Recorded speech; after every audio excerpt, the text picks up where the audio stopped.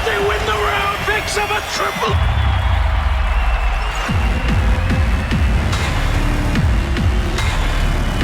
And we have our champions, the best team in the world.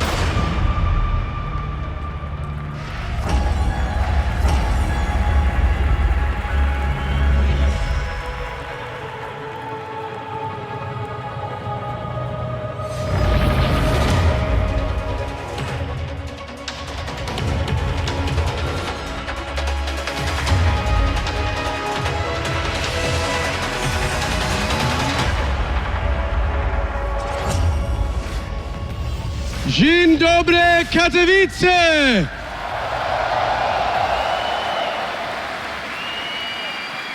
Welcome to the ESL 1 Katowice Finals.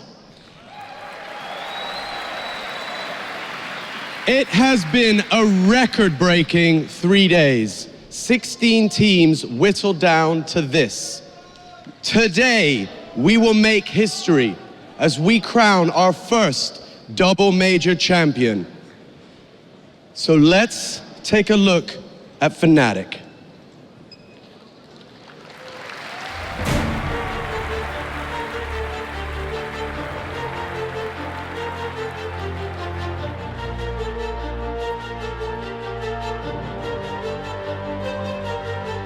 Being the first team to win a second major would be really great for us because that's our goal here, and I think every team wants to be the first team to win 2 majors in a row. So that's definitely something we want to do, and we will do it tomorrow.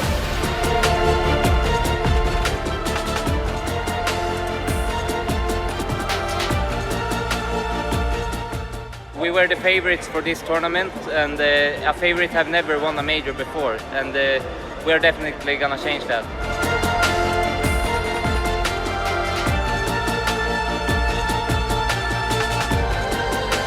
The final will be played on the main stage in Spodek Arena, and it looks just awesome. It looks incredible, and I'm pumped. So are the team to play on the main stage, and I hope we can win. We definitely want to play good at least and really have a great final for the crowds. And I think this place will be packed, so it's going to be awesome.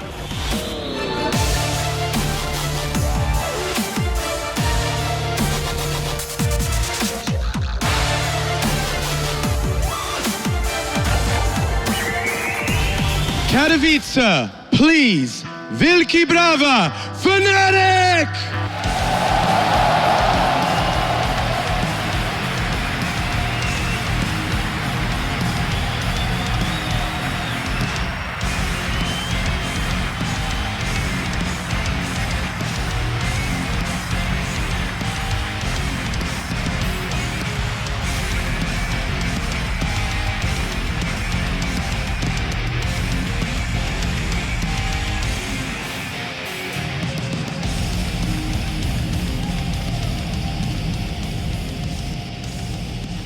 But of course, they need an opponent.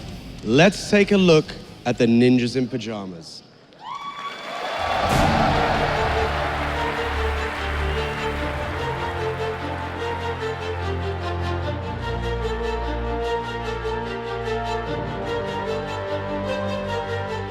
The pressure will never really affect Alo since he's a Finnish person, and those people in general never get really nervous, and he believes in us and we believe in him, so I think he will deliver as he should.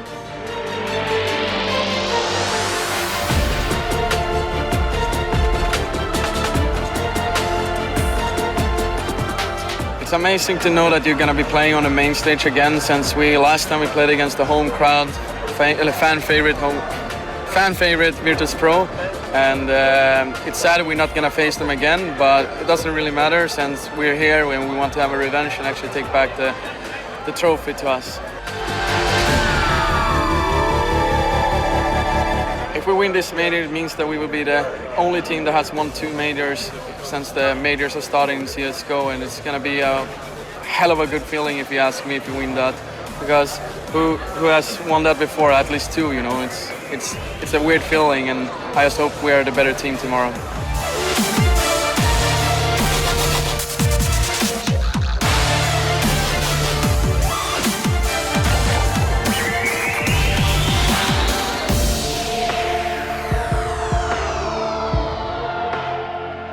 Katowice, please join me in welcoming to the stage the Ninjas in Pajamas.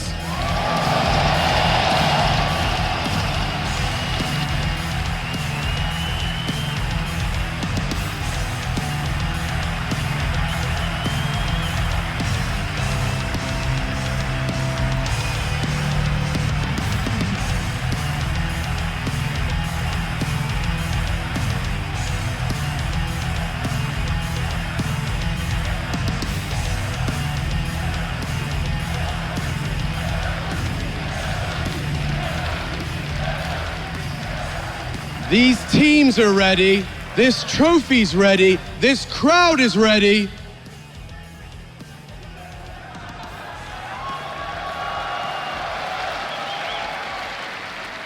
Which can mean only one thing. Over to you, Machine. Hello and welcome to the ESL One desk. We have migrated to the Spodek Arena. The crowd is electric already, and it's time to prepare ourselves for the grand final. 16 teams was what we started with, now just 2 remain, and it's safe to say the world's best Counter-Strike players are now on stage. It's time for introductions though. I am Alex Machine Richardson, and joining me I have my CSGO brains for this big event. First up, of course, Kasper Cadian Muller, Halvor Vendetta Gullestol, Spencer Hiko Martin, and of course the hair model. It's going to be our beautiful Chad Sponge Birchall. So, introductions are done, boys. We've got some time now to really discuss this matchup in depth, and I'm going to basically work my way down the line and let me know your thoughts on this one. Even though it seems that the crowd are on the NiP side, I have to say that Fnatic must be the favorites in this matchup, going through the whole tournament so far without dropping a single map. And also just in the entire map pool, they seem to be stronger because of the new change with NiP with Alu.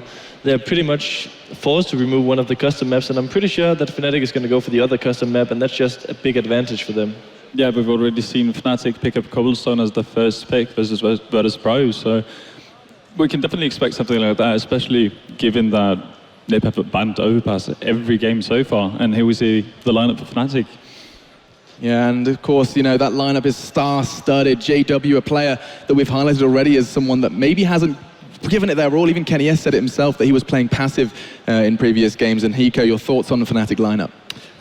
Well, we talked about it yesterday. Olofmeister, going into the day yesterday, had more Tech 9 kills than he had any other gun.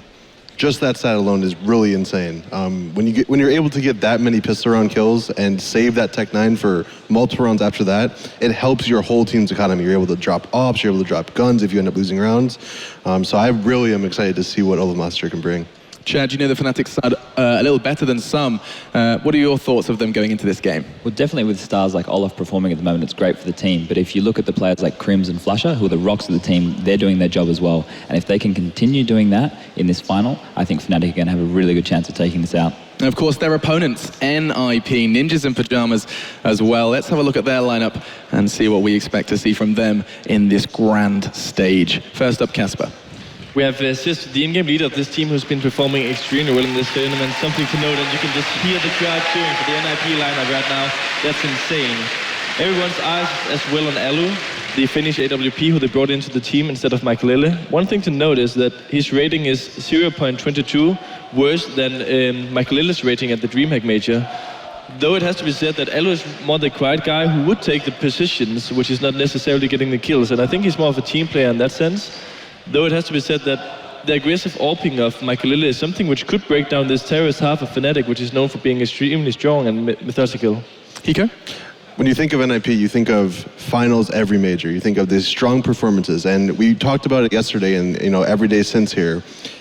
They are known for showing up in their big matches, but when you say that, you also have to consider they've been in every major and every major final, and they've only won one. So while they are known for showing up in their big matches, actually in the finals is when they actually seem to fall off. And of course, it's time for our head-to-head. So let's put that up on your screens as we've looked to see who maybe we're going to be highlighting in this one. We already talked about a couple of individuals, but the one we've chosen for this one, you touched on it before, Olofmeister and Exist. Vendetta, talk to me about Exist. Well, Exist has, for me, been the standout player for NiP. I mean, obviously, Get Right has come along as the tournament has progressed, but for me, Exist has been the best player on NiP, and that's saying a lot because Previous tournaments, he has been lacking somewhat, but this time around, he's really stepped it up, and that's good for NiP. Hiko, we heard before in the video that it was said that the favorites have never won a major before. Do you agree with that statement? And do you see that changing here? I actually do agree with it, but I also think that Fnatic is the favorite to win here. They are going to be the one, they probably have the highest chance of breaking that curse, and I actually do believe that they have the capability of doing it. It's map veto time. Let's start talking maps, as already some have been taken away. We see Nuke and Overpass removed. That's exactly what we were talking about off air, and already some selections have come in, Casper. Yeah, we see the NiP picking the Dust 2 map, which is actually not a surprise for us. Fnatic hasn't played Dust 2 in this tournament so far, which is actually a really interesting thing to note. Ooh. And what was the second pick? Cash. Ooh, that's interesting. And I think the third one is Inferno, so we're guaranteed that if this goes to 3 maps, it's going to be so intense. People talk about Fnatic being the best Inferno team, and people also tend to talk about NiP being the LAN team on this map. So third map would be insane. I think that I'm kind of surprised by the not Cobblestone pick by Fnatic, but I also think it's a statement from them that they think they're stronger than NiP on pretty much every map. And Chad, of course, we have to start talking about that first map that's going to be coming up. We're going to be seeing D2 as that first one. What are your thoughts on that selection? This is the first time we're going to see Fnatic play this map this tournament. They've avoided it for all the other games they've played. I don't know if that's if they're not confident in the map or if they were saving something special for NiP knowing that they were going to pick it, which would be a really smart play by them. But I think both teams are very strong on Dust 2. You have the aggressive style of Fnatic, which you're going to see prodding and pushing the T side of NiP back, and the NiP side is quite solid, and you're going to see a lot of good trade kills, I think, this game. Vendetta. And again, I mean, this is actually a pretty similar matchup to what we saw versus NiP and TSM, because we're definitely going to see the double oak setup coming up from NiP. So both Alu and Forrest will be, getting their snipers up and trying to open up a map for NiP. But I actually think Fnatic have the upper hand on TSM in terms of who has the most consistent AWPers. They can go with both Olofmeister, JW, as we've seen several times, and as we saw in Couple versus Virtus Pro, Flasher can also handle that rifle. So it's going to be really interesting to see how Fnatic are able to handle the AWPers of NiP, because TSM surely couldn't. Yeah, and one of the things to note on the terrace half of NiP on this map was that against TSM they were given a lot of freedom. It was pretty much the opposite way around against Envious, and I think Fnatic is kind of the in-between thing. They have JW going for those kills with the AWP, but they don't really tend to push tunnels as much as Envious was doing. Even though it was effective, it's not something I expect Fnatic to do too much, but I certainly don't expect them to do like TSM and just be extremely laid back on the CT half either. I particularly remember Forrest really playing out of his skin the last time we saw them on Dust 2, and so that's another thing I've got my eye on. Last point I want to make about the NiP side actually was that the first thing Get Right said in his interview was Alu doesn't get nervous. He's here on the grand stage. The crowd is crazy. They were just cheering in the rehearsals. They were going absolutely insane. I can't wait for us to get into game. And I'll start with you actually, Chad. Do you think he's going to get thrown off by... Listen to them. How is that not intimidating? Yeah, I'm nervous doing this. If he's sitting there and he's cool, calm and collected like they think he is, that's amazing. That's a really good, skill set to have up your sleeve. You need that as a player to be able to stay calm, and if he can do that in this pressure situation, then he's going to be able to bring his A game. And so it's time for us to go to a very short break. It's going to be prediction time afterwards, though. And if you guys are enjoying this as much as we are, do get onto social media at ESLCS. Until then, though, we'll see you after the break.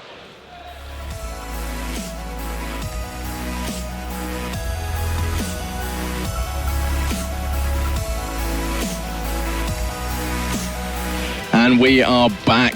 It's time for our predictions as we're about to be jumping into game 1 of our grand final. I'm so excited. I mean, I've kind of got these goosebumps, nerd chills, I don't know what you want to call it, but every time I hear the crowd cheer, every time I hear that little bit of that music alone gets me going. And so it is now time for our team to let us know how they see this one breaking down over all 3 maps, or the potential 3 maps. And actually, I'm going to start all the way at the end there with you, Chad. How do you see this one going down? I don't see it going to 3 maps. I think Fnatic are going to come out really strong out the gate and take it in 2, which is probably against the fans, but I've been going against it the whole time, sadly.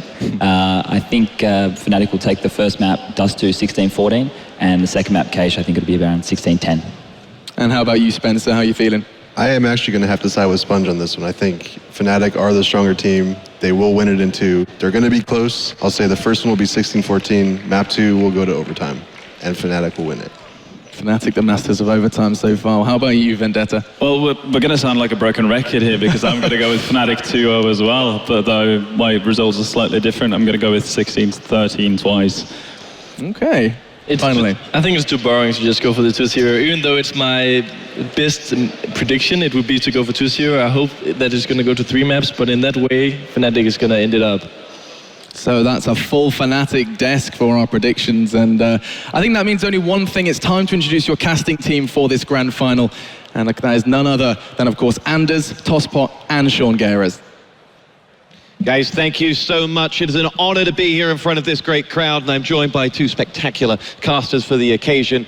Guys, let's jump straight into this. Your thoughts ahead of this massive game? Well, I actually like Cadian's approach to it, saying probably 2-0 is likely, but you hope it's going to be a third map. And if it is, I think it's up to NiP to take Dust 2, to be honest. Yeah, I honestly think that the map veto process kind of favors NiP. I went into the map veto process thinking Fnatic were heavy favorites in this matchup. Coming out of that, seeing Dust 2, seeing a Cash, and the third map being Inferno. Obviously, Fnatic's probably slightly favored on Cash and Inferno, but NiP are heavy favorites on Dust 2 in my eyes, and I would be really surprised if Fnatic come out with a win on Dust 2. Now, there's a point I wanted to touch upon that the analysis desk brought up earlier, which is Alu, and that he doesn't get nerves. But let's just look at his timeline. He joined Mousesports in July 2014. We're talking 7 months ago. What an incredible rise to fame. How will he, he won't get nerves apparently, but what will be going through his head? Well, I mean, the weird thing about Alu is that he's been like, I won't even say like a hidden star, but unless you try to keep your eye on Finnish Counter-Strike, you may have overlooked him just a little bit. There's a couple of players like that out there. Recently, during the recent European Championships, a Swedish player called Porf was introduced as well, which I think mainly Swedish people knew about before then. I think Alu was in a similar position. He's just been on a really, really solid incline all throughout. And I think the assertion that he won't be nervous is absolutely correct. We spoke to Nato yesterday, Justin. He said, actually about 4 years ago, Alu was a very nervous player, definitely could crumble under pressure, and he's fixed all of that now. So yeah, key player without a doubt. I mean, you see the changes in NiP since he joined. They've been really almost all-consuming. Sean, last night you had some great conversations with Devilwalk. What was he offering up before the game? He really spoke to me in depth about how Fnatic thinks mentally about teams and how they prepare for them, how they really look into timings. They study demos based on like the times people generally hit areas, and they react on those times. So when you see random pushes out of Fnatic this map, it's likely because they noticed over a slew of demos that NiP likes that specific time. All right, ladies and gentlemen, make some noise. Here we go. It's the ESL 1 Counter-Strike Global Offensive Grand Final.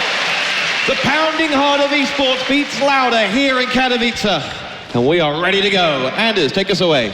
Well, look at this already from Fnatic. That's 3 people on short. So this is definitely Fnatic having something up their sleeves here. They're hiding for it. Freiburg coming in as a quick trade as Forrest also gets Olofmeister. It turns in NiP's favor. JW trying to hide up here, and this is great. He has to stay alive for a long time. He needs his teammates to come in and try and help out. Crim's trying to cover the cross here, but NiP, they're trying to play this as slowly as they possibly can. JW, big opening there, but he goes down to get right now. Flusher, very low on health as well. No bomb plant. NiP, they're fighting to get control before they get the bomb down, and it's definitely a smart move. Flusher is very low. I'm not sure what they can do from here on out, Fnatic. This is a tough position. Oh, and it ends badly as well. Get right picking up the kill at the end. Double for him and Forrest both.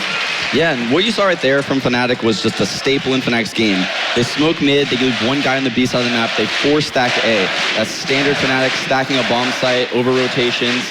However, what you saw from NiP was excellent poise when they took long A. There was that gap on the right side of the smoke on the cross. They were aware of that. 4 of them were jiggle peeking in and out by the car, some on the car, some in front of the car. Good stuff by NiP. All right, into round 2, and Alu, the man that so much have been spoken of with the scout, has spike. Get right, prowling for Flusher, and will be walking straight into a Fnatic sandwich any moment now, but he will be expecting it, and he is joined. Oh, Flusher does get himself the kill, and a second. Forrest goes down courtesy of that headshot, and it's Exist that finally will pick off Crimson, call a retreat. And this is where Fnatic do so much of the work with the pistols. Olofmeister with a quick double kill. It's not even a Tech 9, it's the C-Set 75 instead. Freiburg 1v4. This is a very important round for NiP. They had such a good start just now. There's 55 seconds for Freiburg to try and do a 1v4. He's turned into 1v3 initially, so it might be a bit of a start for him, but he's got no grenades left, and he's got a Galil instead of a more preferable weapon, really. And Fnatic have armor. They've got a great crossfire setup. There's almost no way out of this for Freiburg, but he's going to have to try. Giving up at this point is definitely not an option. Walks in, what a headshot, takes one, keeps spraying, that's a double. Now he's got the Glock out, no, get up, oh, but Flusher, he can finish it with a triple. And the important thing here, no head armor on Flusher, a single shot from that Glock and it would have been all over. What an excellent round by Flusher right there. I truly believe that he won that round solo for Fnatic. Great job playing in the pit, never peeked one time. GetRight had no idea where he was because he never peeked. Peeked the corner, Flusher popped out, headshot him, got another kill. Good job by Flusher staying alive, using his positional advantage, using Crims as bait at the corner.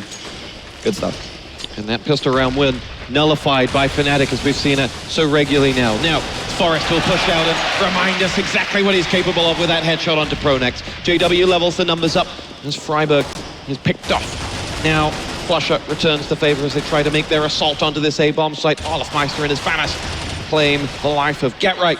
And Forrest goes down as well. Not much left for NiP, and that will be Fnatic taking the lead by 2-1. Yeah, and that was a big round for NiP's economy right there. They rebought after that second round. I said this kind of yesterday. Teams are now buying the third round after losing the second, almost to try to reset the economy of the CTs. They have to double save anyway, so it's not really too much of a hit for them. But losing that round without a bomb plant, that could come back to haunt them later in the half. This time it seems to be all Glocks. A single smoke being purchased. Sean, what do you think about the fact that there's no flashbangs? Do you think NiP could have made it work with just Glocks, or would they need some P250s for it? Wow. Well, there's the answer. Jeez Louise. Yeah, you saw them actually do this against Envious yesterday, I believe. They ran up Cat, or maybe that was Envious to NiP, where they planted at A with literally all Glocks and no nades at all. So it could work. Chances are they're going to have to overwhelm a spot. It'll probably be Cat, and they'll try to get a Cat plan off, most likely. Now, if you're new to Counter-Strike and you're watching Dust 2 and you're wondering, how will a game like this go? Position it for us. What will Fnatic be going into as a number that they'll want at halftime versus NiP? What will they be wanting? Well, Fnatic probably actually isn't sure what they want. They don't play much Dust 2. They're really unsure about their T side because they play so loose and almost random T side where they're just kind of rushing choke points. They could get opt in mid really bad, but look at this. Unbelievable stuff. Freiburg picks off Pronex. JW and his fans tries to put pay to it, but it's Flusher who'll have to come in and end the round with a hat-trick. Just one more round for Flusher. It was the last time as well. So I think you on the panel they talked about Flusher and also JW being, Flusher and Crims being two of the core players, even though sometimes JW and Olafmeister do most of the flashy work. Is that something you agree with? Yeah, absolutely. Flusher and Crims are probably the two reasons why this team succeeds the most, especially Flusher. He does a lot of the important kind of like lurky roles, and he has excellent timings with his peaks. He's one of the best in the world at that. And I believe in 2014, he was probably like the second best statistical player. And that's a crazy stat.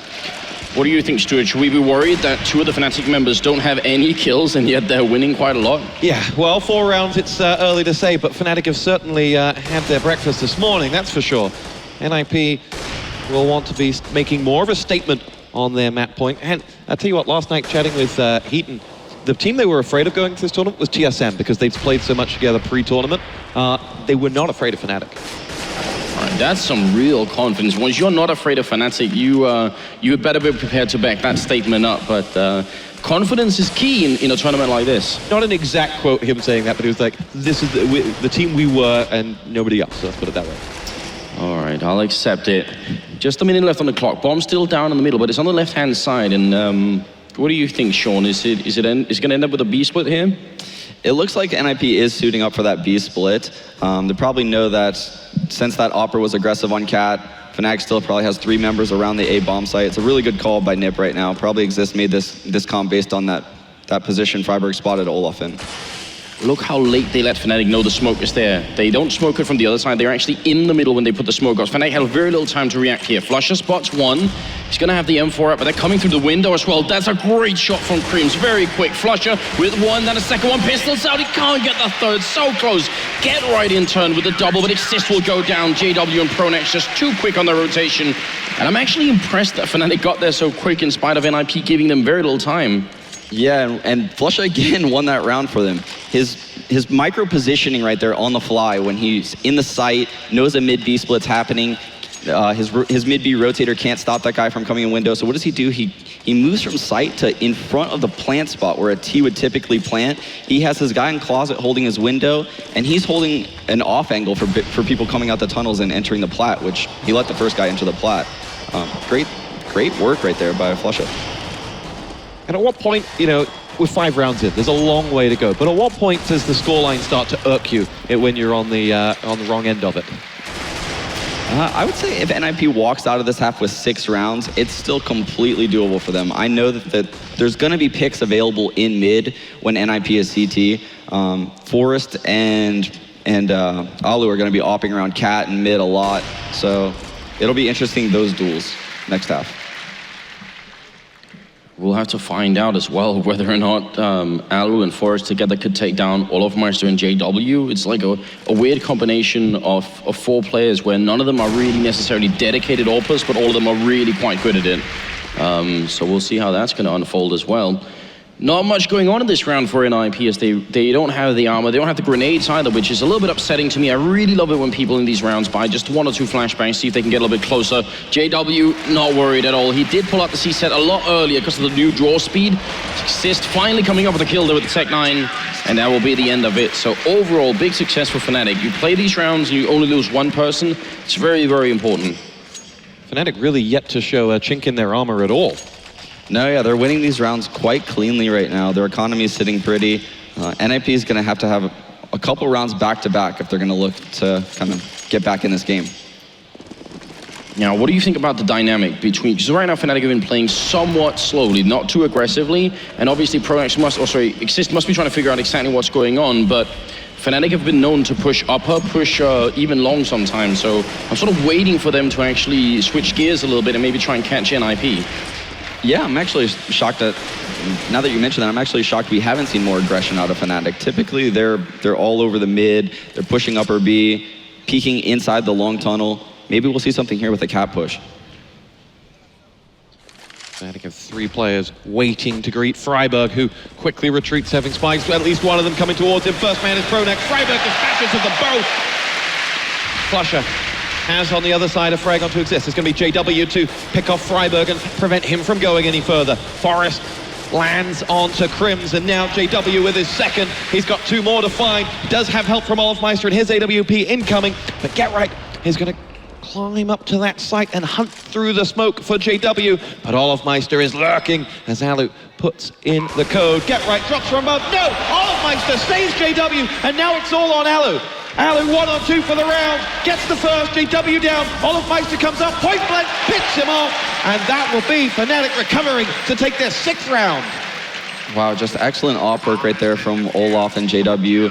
Both of them moving around consistently after they take a shot. Impossible to kill because they just would keep moving back into a better angle. NiP just couldn't really find angles on them. Look at that scoreboard, Anders. 10-10, Flusher and JW. Big game players much?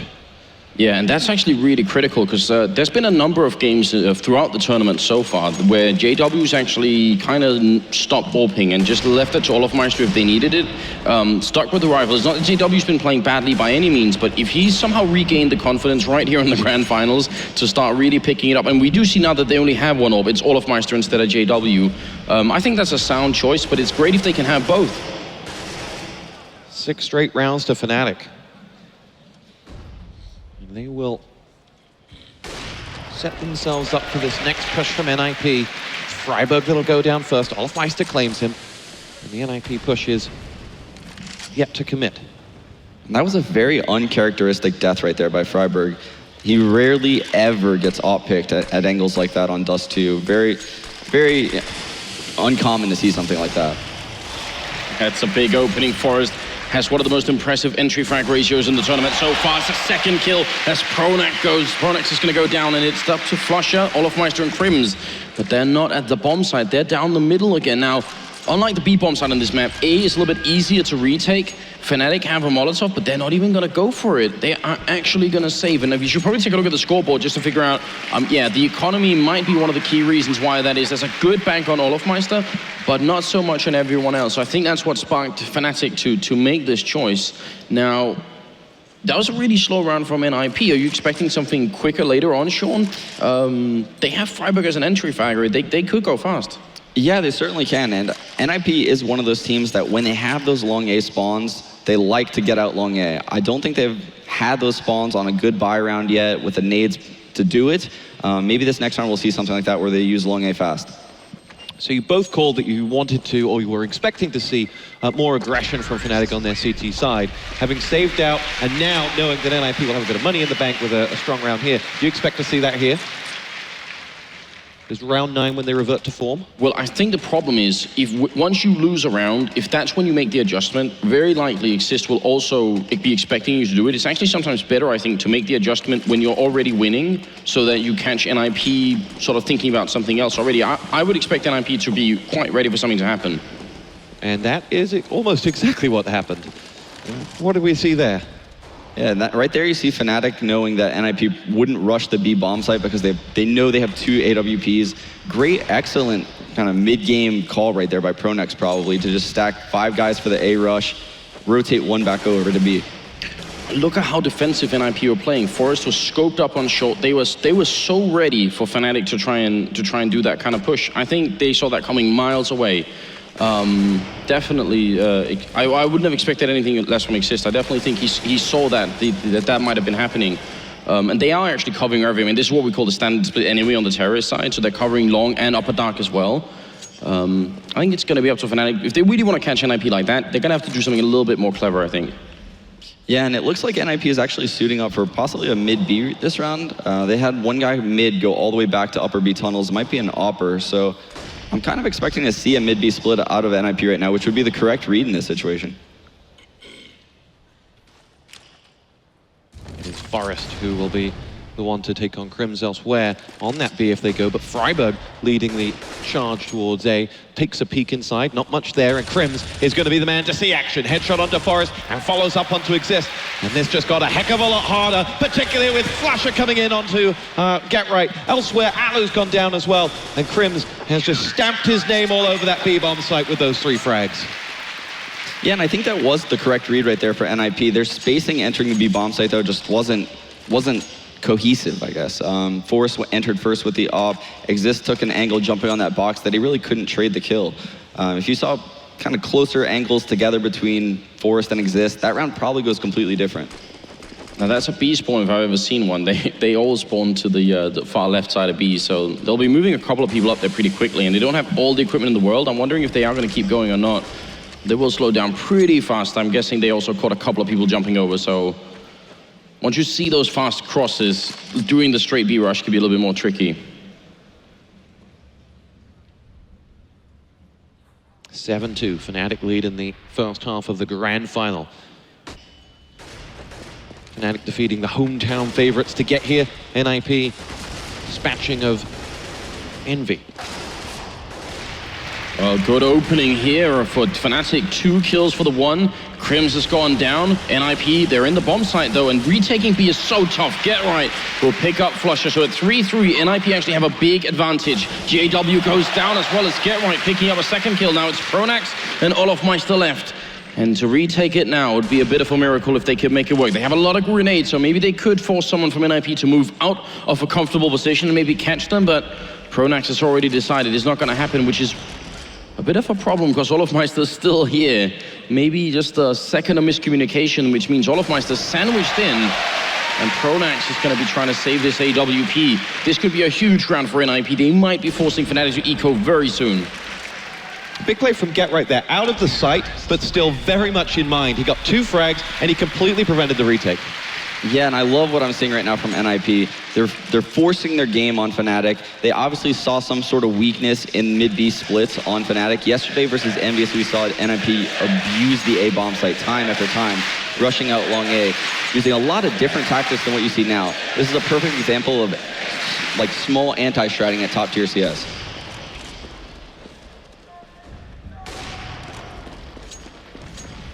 It is Olofmeister who opens up onto Freiburg. And what will that opening frag change for NiP as they set up for this round?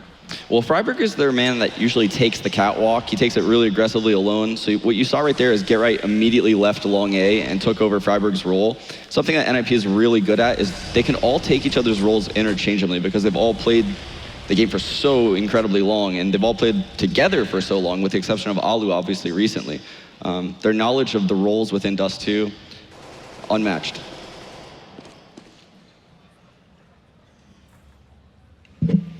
NiP initially showing some presence up on short, but that grenade did a lot of damage to them, and they sort of fell back, and now they're just looking for a pick in middle, and I can't really blame them. Great flashbang. JW running into the box. Could you imagine if they'd peeked behind that? It would have been such an easy kill. They couldn't necessarily know it, and JW narrowly missing that shot. They're going up on short once again with 30 seconds left. If they get the entry frag, if they could take out Flusher here, that would be huge. That would be the opening that they were looking for. But Flusher in turn takes out Forrest, and he's still hiding inside. And they're trying to see if they could actually get to him. Time's running out here, 20 seconds. There's Alu finally coming in with a kill. They're going to go for the plant here, and this is not exactly a great plant, especially not in a 1v4, but he's going to have to try and pull a miracle. This is where you need all that Finnish calm and also the skill to land these shots. It's just 4 of them, but Fnatic are going to make it tough, and there it is. Crim's actually just shooting over the box, and I think if Alu had been waiting in that position, they would have tried to jump him anyway, so there it is. Fnatic winning one more round, and NiP is now in a lot of trouble. Yeah, and a lot of people watching probably don't understand kind of the knowledge behind what Pronex did at long A right there. Yeah, it was a 1 versus 4. The chances of Alu winning that are so small, but he's in the pit, and if he takes that wide angle and allows Alu to pick him, basically all of his teammates are then coming from one angle. What he did was he went on the left side of the pit, threw a flash deep sight, and had all of his cat guys start peeking with that flash and their own flash, and he ran up long A on the left wall, not allowing himself to get picked. The home crowd cheering for the Ninjas in Pajamas. Austria's defeating finalists here in Katowice, but they went out with such grace in the main stage. They called out the crowd for their support. So no wonder they have some friends here in Katowice. I'd really, really like to see NiP change the pace on the upcoming round. Obviously, this round, it doesn't make that big of a difference, although they are going to go for the smoke into spawn and then try and see if they can rush B. Might actually be really powerful here. Olofmeister can't see a thing for the smoke. There's 5 people coming. Crims with the AK, going to pick up the first one. Forrest goes down. Crims is going to fall to Freiburg, and Freiburg with the second kill, going to take the W down as well. And now look at it. NiP, a man up. They have the bomb inside the site. They're trying to get into positions, and Flusher very nearly caught them doing that. It could have been dangerous. Olofmeister takes down Freiburg, goes for a second one, but Alu is there to drop Olofmeister. Now a 2v3. This is an eco round turned into a big advantage. Fnatic, they're going to have to coordinate this really well to get into the site. And Alu, this is a big off angle as well. Xyst going to pick up Pronex, and Flusher, there's not a lot he could do right now. He might have to just walk away and leave it at this 1v3. And NiP, are they even going to let him escape? Get Right goes down, and Flusher's out of time as well. That's such a big victory for NiP. It really is. That's a massive victory for their economy, a massive victory for the half right there for them, getting that 4th round on the board at 8-4. What you saw right there, though, is Fnatic used great nades. They smoked the door, they Molotov the window. NiP just ran through that and kind of just outshot them. Those early AWP misses before the smoke went down as they came through mid, probably the biggest moment there. They would have had to have stopped it. 4th row moment, they had the long spawn then. It looked like they had 3 people spawning long, but they really didn't go for it. It also seems like a very conscious decision at that point to say, well, rushing long is not something we're interested, because they could have done it this time. Now, this is something we brought up earlier. Fnatic pushing up a dark, and it works as well. Not only does Crims get the kill, but he also sees that no one else is there. They get the call over from A, and actually NiP reacting to that loss immediately and deciding it's time for us to move, because otherwise we're going to get sandwiched into on the map. Flusher looking for the opening pick. It will go down to Xyst, and NiP have a good chance of winning this round. JW and Pronex pushed really far down long A, didn't come back. They went both down into dark and long A, didn't come back when the push into A, when they wanted to wait for the opportunity to retake, but Pronex coming in without support has been dropped. Alo's going to claim his second frag onto Crims, and now it's a 4-on-2 with NiP really in the driving seat for this round. Yeah, good stuff by NiP right there, taking Cat. They were all against that back wall. Something to note is, when you're against the back wall, the person on that spawn ramp where you saw Flush has no real angles. He's constantly fishing for that headshot. He's just kind of jiggle beaking back and forth, jiggle beaking back and forth. But if you stick along that back wall and you occasionally let one of your guys come up and then another guy come up like NiP was doing, you really single him off eventually from multiple angles instead of running up initially close to the brick itself, and he would be able to take you out immediately. Now, you called earlier on 5-6 rounds to be happy with this. On the Fnatic side, will they be happy? I think so. I think Fnatic is really content right now with getting these 8 rounds. Both teams are probably going to be happy at the end of this half, is my guess. Oh, isn't that lovely? Happiness all around. But it's only going to be one team victorious here on Dust 2, and I don't know. I think if NiP make it to 7 rounds on the terrorist side, I'd be quite pleased if I was NiP at that point. And with Fnatic's economy, it's not even entirely impossible that could happen. But then again, this is also where Fnatic are so good with the pistols, so you can't even rule them out. Even without the armor, it's always a fight. Yeah, and you can see Fnatic trying to use those rifles they have, the AWP and the AK, aggressive in middle right now, look for an opening on the round. NiP is just not giving it to him, though. Olofmeister picks up the first frag of the round. It'll be Freiburg that goes down. The rest of NiP a long way away, though, as Alo scouts out. There's actually nothing there for him. It's Pronex all the way back in the site. Fnatic with little knowledge of where the ninjas are thus far. This is really scary, though, now for NiP. Freiburg died in mid. They have no map control. Those guys just pushed upper B. All of Fnatic know that all of NiP is long A right now. So they need that one opening kill here, but JW is going to take down Alo. Great shot. Oh, JW! He gets the shot as well as a pistol kill from Flusher, and JW burns. Exist will get the one kill in, but he falls as well, and Fnatic will win the round 9-5. Really good peek from JW. Took it right through the smoke while he was flashed as well, and he's also very near the top at 14 kills, but Flusher 16-15 on Olofmeister. There's definitely 3 people on Fnatic doing a lot of work in the kills department. Last round of the first half. Here we go. The home crowd have their favorites. It's JW and Pronex who will come out looking for frags here as JW connects onto Alo and sends Get Right running, who was with him.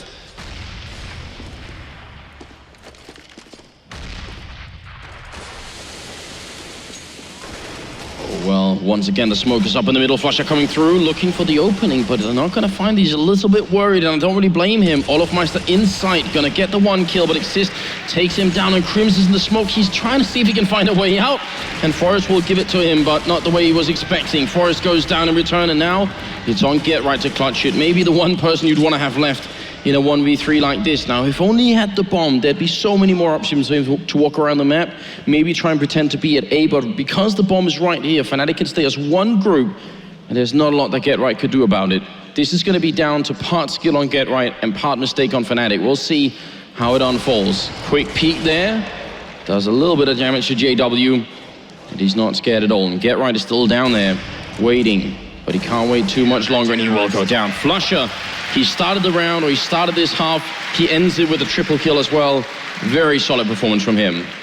Yeah, and that 1-on-3 right there really shows where Fnatic's mind at right now. They're playing really smart CS. In that 1-on-3, Pronex knew he was the only person susceptible to dying right there. What does he do? He falls back around out middle, spotting through the door crack. Literally cannot die to Get Right at that angle. The other 2 guys in B set up a head stack, back plat, front plat. Good work by Fnatic right there. Let's talk this second half as these 2 teams switch sides. What do you expect to see from Fnatic on their T side? What are they going to bring to the table? I think Fnatic is going to start off here really aggressive. I know they're going to use long A fast. They like to rush. They like to do something really cool, actually. They like to have Flusha go B tunnels, throw a lot of stuff B, while 2 guys basically just run out mid through their own smoke that they smoke from T-spawn, while 2 guys work long A really fast. They're basically working all areas of the map at an extremely fast pace, and basically keeps the NiP players kind of unable to move. And if any of them wins a battle, they all flood to that area. And Anders, what will NiP doing to counter that?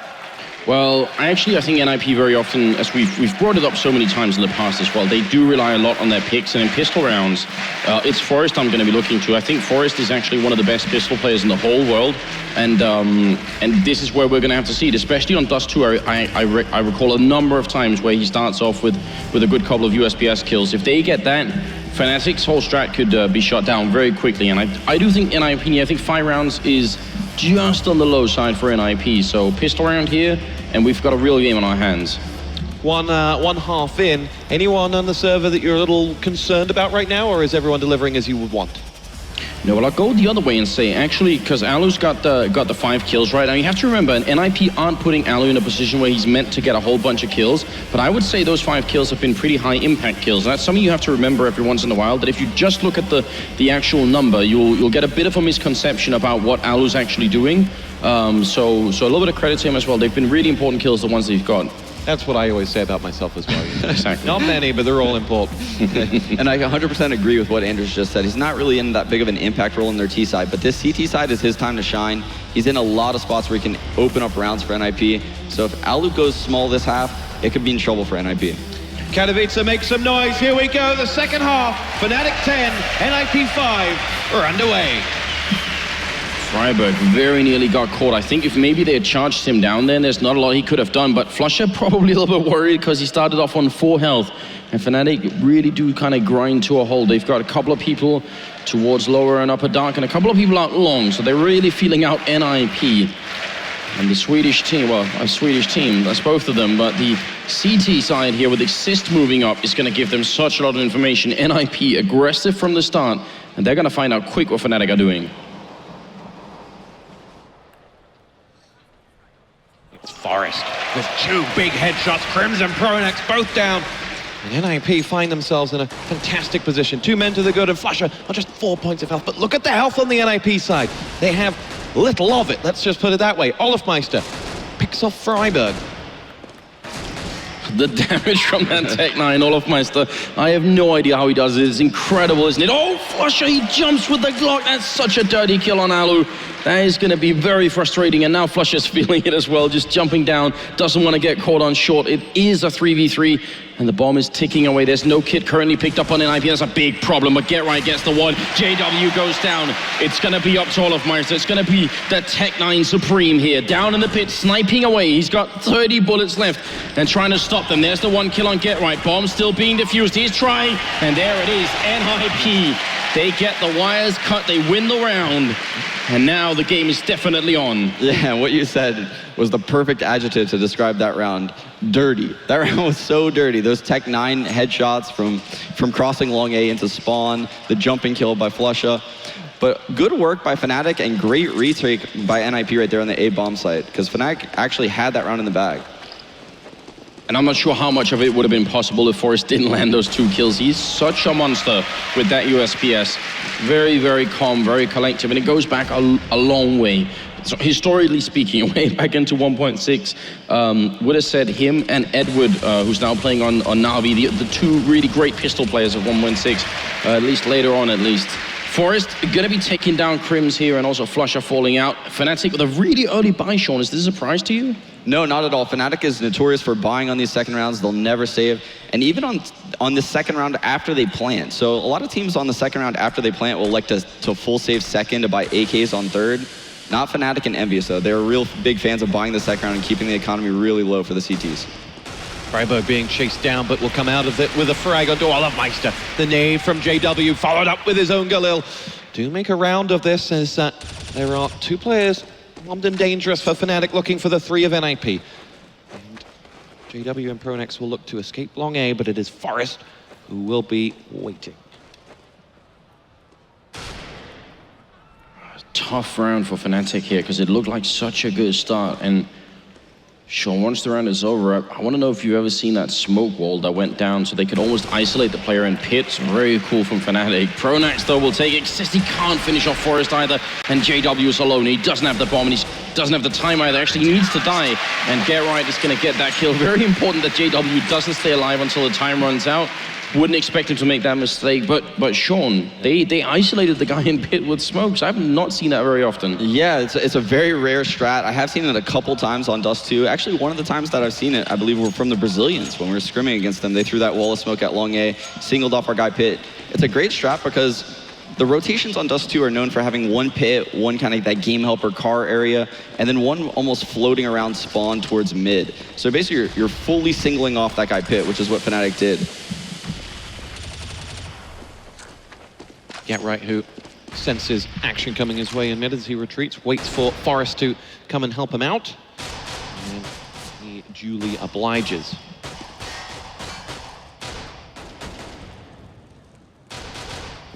Solid start from NiP in the second half. Fnatic, though, with that cushion. Yeah, and they're just going to go for that standard A play where they're going to try to get the bomb down for the cat plant right now. No grenades on them either, so this is just going to rely on essentially NiP missing a couple of shots here. Get right, taking a while to spray, but he will connect. JW very low on health. Pronak's going to fall. It looks like Fnatic are simply going to crumble in this round. No chance at all. And I think I brought it up a couple of times in the first half. It's one of the reasons why I think investing those $200 into a flashbang, into a smoke, definitely can make a big difference. The Fnatic, though, it's not the end of the world without the bomb plant. They still put together a buy in this round. It's 10-8, and it's only a 2-round difference. And NiP don't even have that double up setup. It's just Forest. Once they get Forest and Alu, things get very ugly for Fnatic. Yeah, it's really important that Fnatic wins this round if they want to keep their lead in this game, actually, because once Alu and Force are both offing, it could mean trouble. Lasher strikes down Freiburg with the AK, and the Fnatic side don't chase that one out. They retreat back and will set up again to go again. So talk us through that. They had 4 men long A, but having got that frag, they got out. What was the thought process? Yeah, so they know once they frag that guy long A, they can get a guy pit like this, Olaf Meister. Crims is holding upper B push because typically in top level CS, once someone calls 3 or 4 people out long A, you're going to get another push on the opposite end of the map. So Crims is holding down, anchoring over there in the B tunnels. Now Fnatic is heading back in that direction, knowing that they're probably set up in almost like a 2-2 setup, where 1 spawn, 1 B, and then 2 at A. NiP, though, reading this, has no one in the B bomb site. That is crazy. It's very, very rare, and it can end horribly wrong. Get right, though, going to get the one. Goes for Crims, but can't find the kill here, so Crims going to open up instead on short. Still looking very good for Fnatic. They had the man lead, and Olaf Meister hasn't really seen anyone down there. Forest going to get overrun, trying to charge up on short, and that's a double kill for Crims. Fnatic looking to take an 11th round here. And even though there's not a lot of time left, it should be possible. Alu, that was actually a grenade. Thought for a second that was Exist spraying crazily, but 2v3 retake here. They need control of short or long, and they're going to go for short, but the bomb is planted for long. Fnatic have an overwhelming chance of winning this round. Olaf Meister's going to come around the back for Alu as well, and will get it. Oh, no! Was convinced he'd finish that one off. Alu picks him off, and NiP escape with 2 men away from that round. Sean, having seen what happened, what would you have done perhaps differently for the NiP side to get something out of that? They were in a really bad spot. They were down 4 versus 5. Olaf was in the pit. Basically, what Fnatic did was hold that upper B push with Crims, make sure no one pushed there, and then they went cat. And the reason why they went cat is because Olaf's holding the spawn rotation, so no one else can enter the A bomb site. So NiP obviously has to be playing either 2 on cat or 1 on cat and 1 spawn. And Fnatic knows that. So they methodically clear up middle, make sure they can't get picked in middle, work up cat, and no one else is entering the A bomb site besides the 1 or 2 guys on cat. Excellent mid-gaming by Pronax right there, proving why he's one of the top mid-gamers in the world. You mentioned that was a vital round for them to pick up as well. From here at 11-8, where do we go? Yeah, so NiP needs to win this round to reset Fnatic's economy right now. Really get them back on that kind of low money 1.4 after they lose this round. This is a huge round for NiP's economy. I'm surprised that Fnatic took that much damage from the grenade, first of all, and that they walked out so casually in lower dark, because the boost up short where you look in with the AWP is a very common one that NiP will do as well. I don't know, I would expect Fnatic to be a little bit more safe and maybe throw a pop flash from top of mid so that you're kind of sure no one's peeking there. Yeah, and that's kind of what I was referring to before the map even started, is that Fnatic's so hyper-aggressive on Dust 2 that they're extremely susceptible to being picked all over around middle, from cat, lower, mid doors, anywhere really. That's why I really wanted to see the double op setup from NiP come out. Unfortunately, they just haven't really been able to get it going. Well, 45 seconds left at this point here, and it looks like it's going to be a B push. Stuart, do you think Exist can stop this alone? Well, he's going to have to give it all he's got as he sets up waiting for it. NiP have no one near him to help. And he will face flusha first of all. Here we go. Exist drops down, goes for the first frag, gets it, but will go no farther as Crims comes in with that AK and picks him off. The B-bomb site now property of Fnatic. Forest, Alu and GetRight will make their way over here, and it'll be GetRight who will see Olofmeister first of all as he comes charging around that backside. Does get that frag and gives NiP an opportunity to get back in here. Pronex has little to no health. Crims, though, will go head-to-head with GetRight as they charge in, and he'll come out on top. GetRight down, Forest now into the site. Alu is all that's left standing for NiP, and he will get out of there. Fnatic take it. They will go to 12-8. Well, the way that Fnatic entered the B-bombs right there was flawless. Their spacing, the way they moved in, flusha took that close angle under the box, basically negating the angle that Exist was at. Meanwhile, if you saw, people were moving to his left wide, so they're able to trade because they're moving in sync with each other at different angles. Just perfect spacing by Fnatic entering the B-bomb site. Now, I have to ask you, Sean, did you catch what information it was that NiP got that made them put Exist that much alone? It wasn't like he had a backup close middle that could come and help him out. They had one guy pushing long, I think, sort of, or close long at least, then they had the rest two in A. That was a pretty big stack going on for NiP towards A side of the map. And actually, we might even have to skip that because NiP, they're charging. They want to put pressure back on Fnatic. They save the AWP, and Alu will open up on JW. Forest is here to pick it up. That's very well orchestrated from NiP. Exist inside the bomb site, goes for the peak, but can't do the damage. It looks like they might have to settle for just holding onto the AWP and maybe picking up another one if they can. Yeah, and that's just NiP trying to adapt to Fnatic's plays early in the half, to answer your earlier question. They weren't really hitting the B-bomb site very much at all early in the half, and NiP realized that, and they were playing one guy there because of that. Now, 2 rounds in a row, Fnatic's hitting the B-bomb site. I wouldn't be surprised if we saw them go back to A now. Now that they've gotten in NiP's head, made them realize they can't cheat over to the A-bomb site, they're probably going to go back to A again. Olofmeister didn't put that bomb down, and Alu just assumed that he's long gone, but in fact, Olofmeister will delay, and now will put that bomb down as Freiburg will make his way around the other side. So Alu looking for a whisker that he can take off. And it'll be Freiburg that may act as something of the bait here as he draws out that frag from Crims and then follows up with another. Alu goes down. Fnatic 13-8 up. To be honest, I'm surprised it even turned into a 2v2. I thought Fnatic should have won that round a good while earlier. A little bit scared, actually. Yeah, I was actually looking forward to the next round. That was a complete mistake on my part. NiP just made some plays to get back in it. Crims obviously shut it out there for them. Well, 13-8, JW in the middle. They smoke it off, but he can't find the timing there. It's a bit of a blind shot, obviously. In the meantime, Fnatic, they're 3 rounds away from taking away Dust 2, and I think most of us agreed that Dust 2 was the map that NiP definitely needed to win. I think Cash is going to be even harder than this one. Not impossible by any means, but it's going to be rough at least. So this is now where NiP have their backs to the wall. If they lose this round, they'll be ecoing once more, and Fnatic will be practically at map point. Yeah, and this is what I was talking about. NiP is now scared of the B-bomb site, and they now have 3 guys there. Fnatic is doing something a little bit different, though. They leave the bomb in upper B, which means their desire is eventually to go to the B-bomb site, but they have 3 guys playing aggressive cat right now. Perhaps they may plan a spawn drop right now through the smoke? I think they're going to boost over it. I think they want to try and see if they can look over the smoke. Yeah, so this is something very cool that Fnatic have done a couple of times before. JW looking all over the place, but he's not going to find anyone. So it's not as action-packed as it could have been. Down on long as well. I think they've got a player moving up. Yeah, look at the bomb in lower B right now, and one guy's flanking him actually from upper B. This is a really important kill for flusha. Here we go, Forest downs the bomb carrier and will take control of the round for NiP. Suddenly, information flowing, and Pronex is going to be up head-to-head with GetRight elsewhere. Olofmeister in on Exist. These two duel it out. JW has since collected that bomb and is moving it into A. It's GetRight that will go on for it as he and Alu pick up frags. JW goes down. Now, it's all on Crims. 1 versus 5. This could be a clean sweep if they pick it up.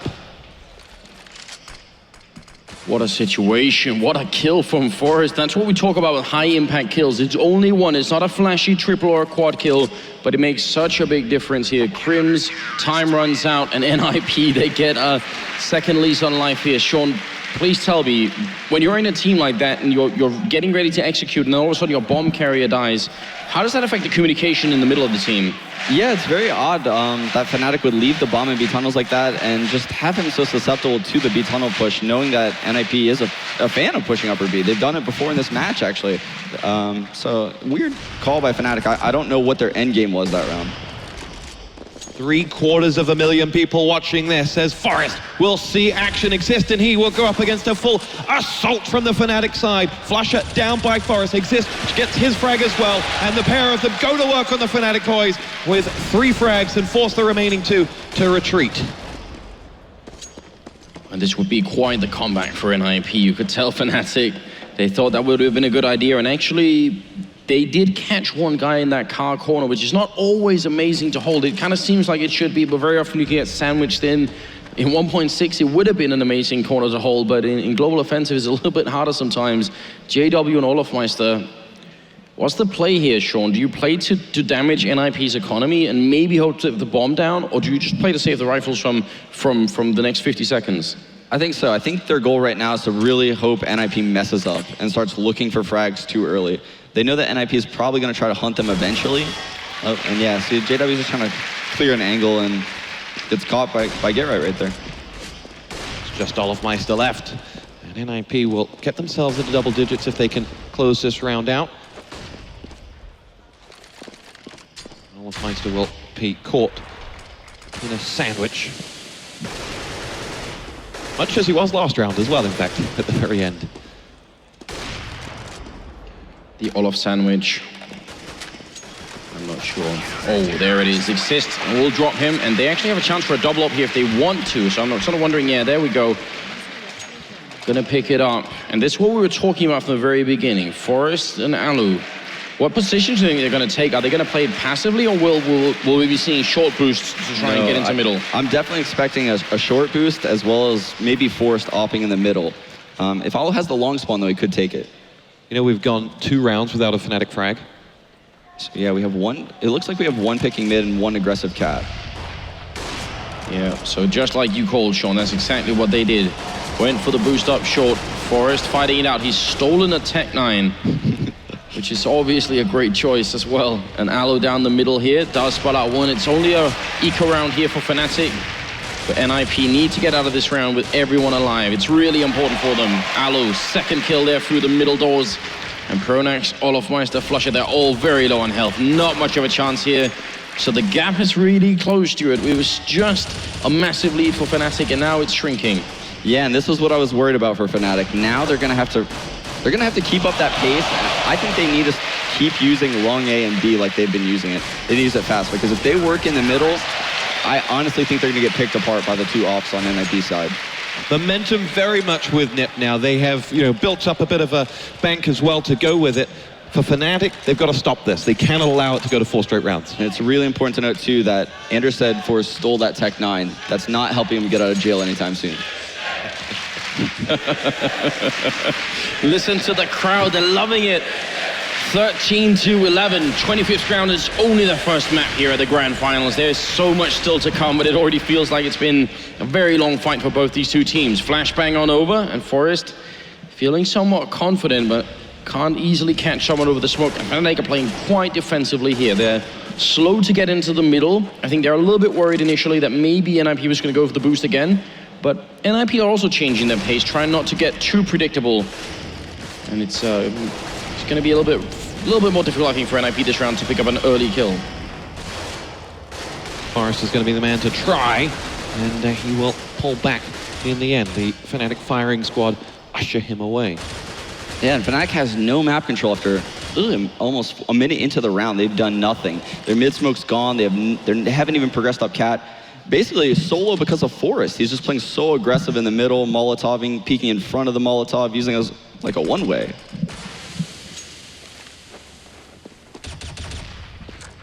As we cross into the 35-second mark, it means Fnatic have very, very little time to execute. It's going to be an A push. Alu falling back to the next corner, wants to try and see if he can snipe them as they come on catwalk, and this is such a powerful position. I don't see this working out for Fnatic. It's going to require at least one really powerful entry frag, and probably a second one They do have the smoke to try and get rid of Alu, but yeah, there it is. They're really trying to see if they could force him up. Flashbangs in as well, but look at how good he's positioning himself here. Not going to be easy. Flashbangs out. Get right gets the one in here, but Pronax will return. Fnatic, there's the one opening. Alu's going to pick off Crims, and he's still fighting. Top of mid, Forest goes down. The Tech-9 not enough, but oh, what a shot from Exist to take out Olofmeister. And yes, the bomb is down, but holding a bomb site is very tough right now. And Flusher's just going to run. Alu with a great pick off here. Flusher in CT spawn, but he can't stop the defuse. And this is NiP with momentum right now. Look at these shots they're hitting. Exist with that shot top mid, and then Alu through the box. Oh my goodness. Flusher down, and it is 13-12. We're coming close to a tie game as we hit the business end of this game. Now, Sean, we've seen some strats here, some fun strats from Fnatic so far, but there are more crazy things that could be pulled out on Dust too. The way that Forest is holding middle right now, would it make sense to go for a short push where you actually end up jumping down CT spawn? It's something that's, I mean, it's a big risk, but you know, they are actually being caught up to here. They're the type of team that would do something like that. So yeah, I could definitely see them making a play like that, jumping into spawn, trying to kill the guy in middle. Maybe throwing that same spawn drop smoke they threw last round, but go the other way.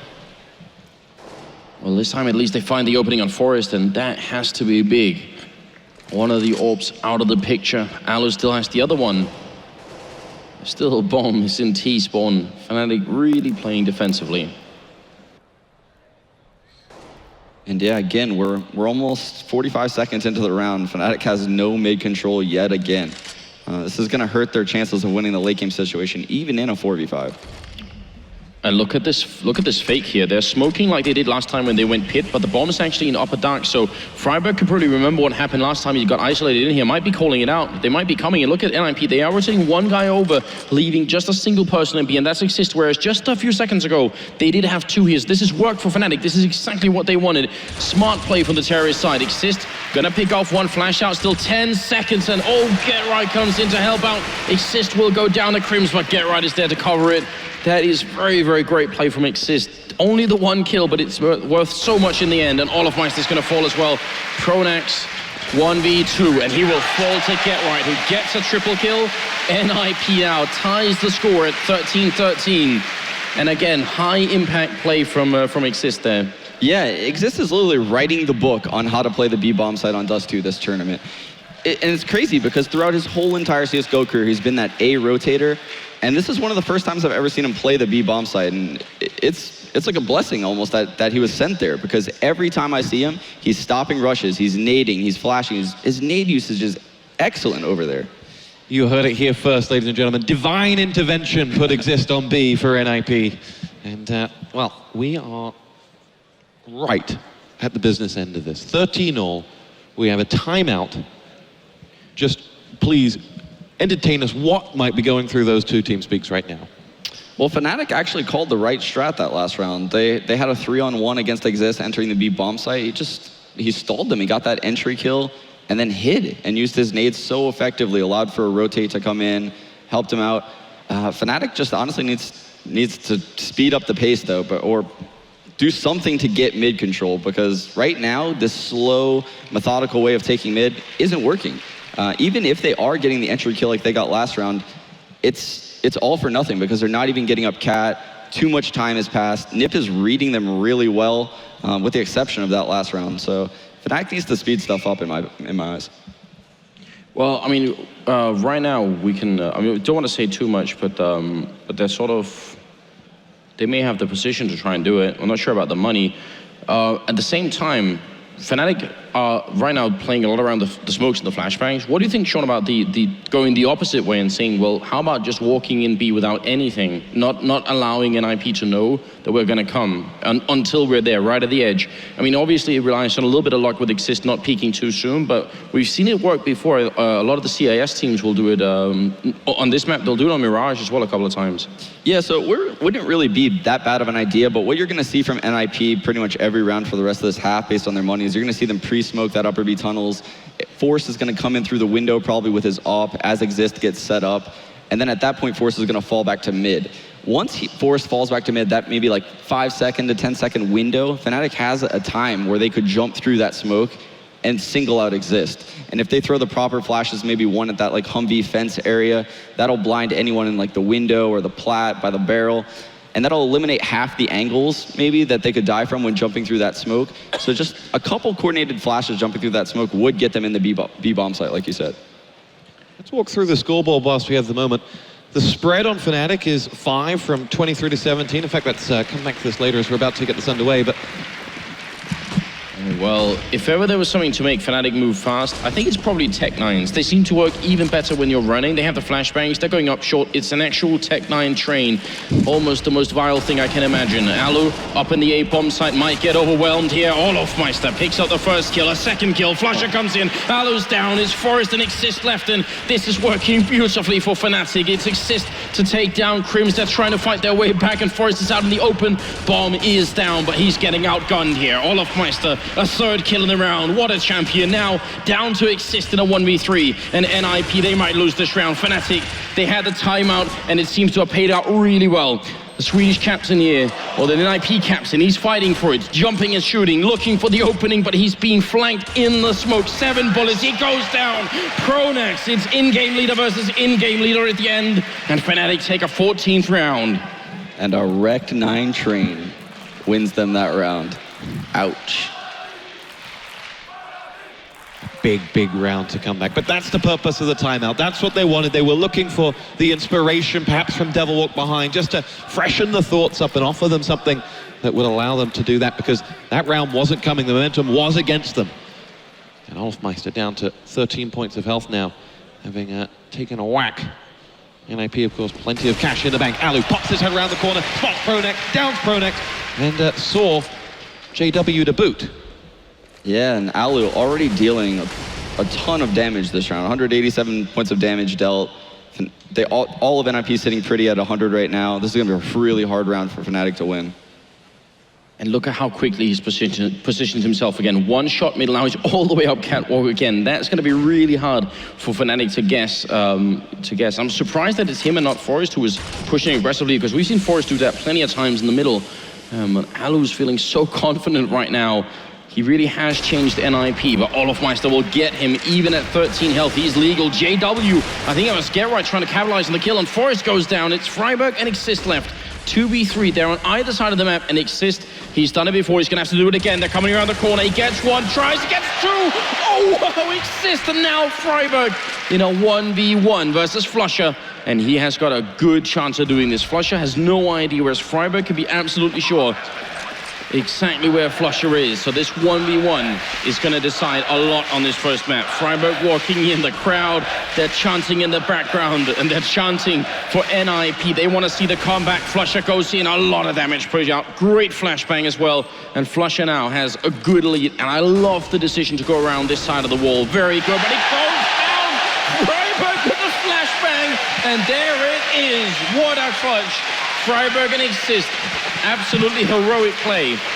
Wow, that 1 versus 1 was flawless from both players. Flusher using his flash perfectly, then Freiburg countering that with his own perfect flashbang, running out the door. Just amazing individual plays right there by both players. Sean, talk to us about the role that Exist played before that got there. Oh, that was incredible. So he moved outside the site because he probably see the death cams of his teammates that just died, probably looked over really quick, saw them coming out middle. He got in a spot that they would really have to hard clear. He knew he could probably get 1 kill. Second guy was low. Just excellent positioning right there by Exist. We're all tied back up. It is 14-all with 2 to play. Dare I say overtime on the horizon. We continue to trade rounds. Freiburg looking for Pronex. And Freiburg isolated down there in the pit as reinforcements begin to come. And this round is so important for both teams. Their money is so low. This is almost the match right here. If a team loses this round, the other team is going to have, or the team that loses is going to have pistol buys next round, which obviously didn't seem to be like a problem for Fnatic or NiP this match, but they'll be at definitely a loss, that's for sure, compared to the rifles they'll be facing. What do Fnatic know at this moment in time about the NiP setup? The NiP setup, they know that they're keeping 2 on the B side of the map. They know Get Right loves playing spawn like that, so they single him off, and they know that the other 2 like playing A, and Alu typically likes opting rail instead of the game helper angles. It will be Olofmeister the first to go close to Alu, but he is waiting for the bomb and his teammates to join them, which they do. Olofmeister begins to make the walk. Alu can't connect on the first shot, nor the second. And Olofmeister will charge with the reinforcements that are coming. In the end, bests him, and now it will be Freiburg to fall as well. Forest and Exist to have to retake against 5 players. And in the end, we'll decide that is not a fight they want. They will take this to the 30th round. Fnatic will go to a map point up. And it's really important that NiP keeps these guns in their hands right now. Exist and Force have a huge role this round to keep these guns.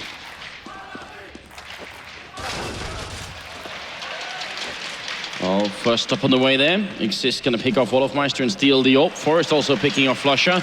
This could be the chance for overtime for NiP if they could do it, because they won't be able to afford full equipment otherwise. Pronax, JW, Crim's going to hold on for a moment. They don't want to throw everything away either and be left without an AWP or too many grenades to try and execute the upcoming round. So here it is, the 30th round, grand final here in Katowice. It's already delivering.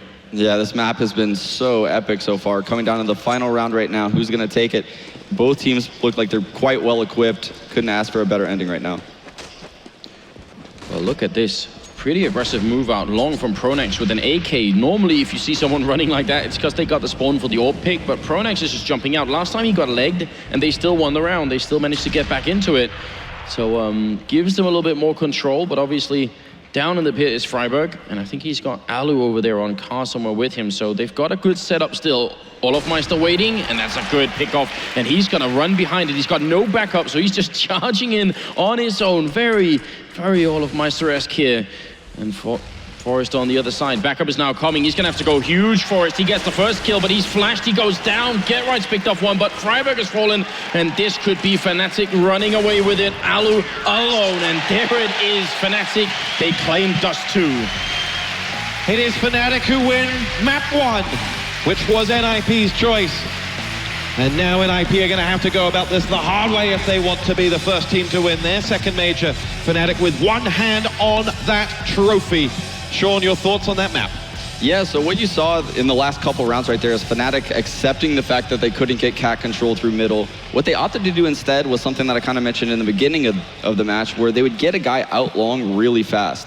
And basically what they're trying to do when they do that is force the standard setup of Dust 2, which is 1B, 1 mid, 1 long, 1 game helper, and 1 kind of floating spawn. So they want to keep those 3 guys on the A side of the map, and the way that you typically do that is you get a guy up cat and make people afraid of a cat hit. Fnatic did it by getting a guy out long, which is kind of different, and I like their take on that. And I like how they adapted right there the last couple rounds, and their adaptations is what won them that map. So we got to, let's replay the moments. We got to 13 all, and Fnatic call a timeout. Subsequently, they then go and win 3 out of the remaining 4 as if it were an overtime opportunity for them. What was said? What did they do differently at that point? That is definitely a really, really tough call. I think sometimes even overtimes can work just as a sort of mental reset. I mean, Fnatic is a really, really well-routine team, but when you're playing in front of this many people and the pressure is so much, you might want to just take a moment to remind everyone that we could definitely do this. And then to go with the best possible strat. And obviously, Pronax used that time to come up with the cat push. You were talking about, Sean, how Forest was playing pretty aggressively in middle, and generally speaking, they had Alu over at long and Freiburg down in pit. That doesn't leave much room for short at all. So they could probably guess that there wasn't going to be that much resistance. I'm not sure that they were obviously winning the round as the ultimate goal, but I think Fnatic could have been also just trying to see if they could get the bomb down quick, see if they could get a lot of damage in on NiP. The fact that it was so successful, I think that was overreading Fnatic's expectations at that point. Yeah, honestly, everything Fnatic did the last 5 or so rounds was brilliant. Their adaptations, I don't know what they talked about during that break. I would love to kind of dive into their team speak, understand Swedish, and learn from that. But that obviously Devilwalk and maybe even Pronax exchanged some words, discussed, hey, this slow default at mid isn't working, and we're switching it up right now. All right, ladies and gentlemen, it is halftime. We will be back momentarily with the second map. It's Cash and Fnatic lead 1-0.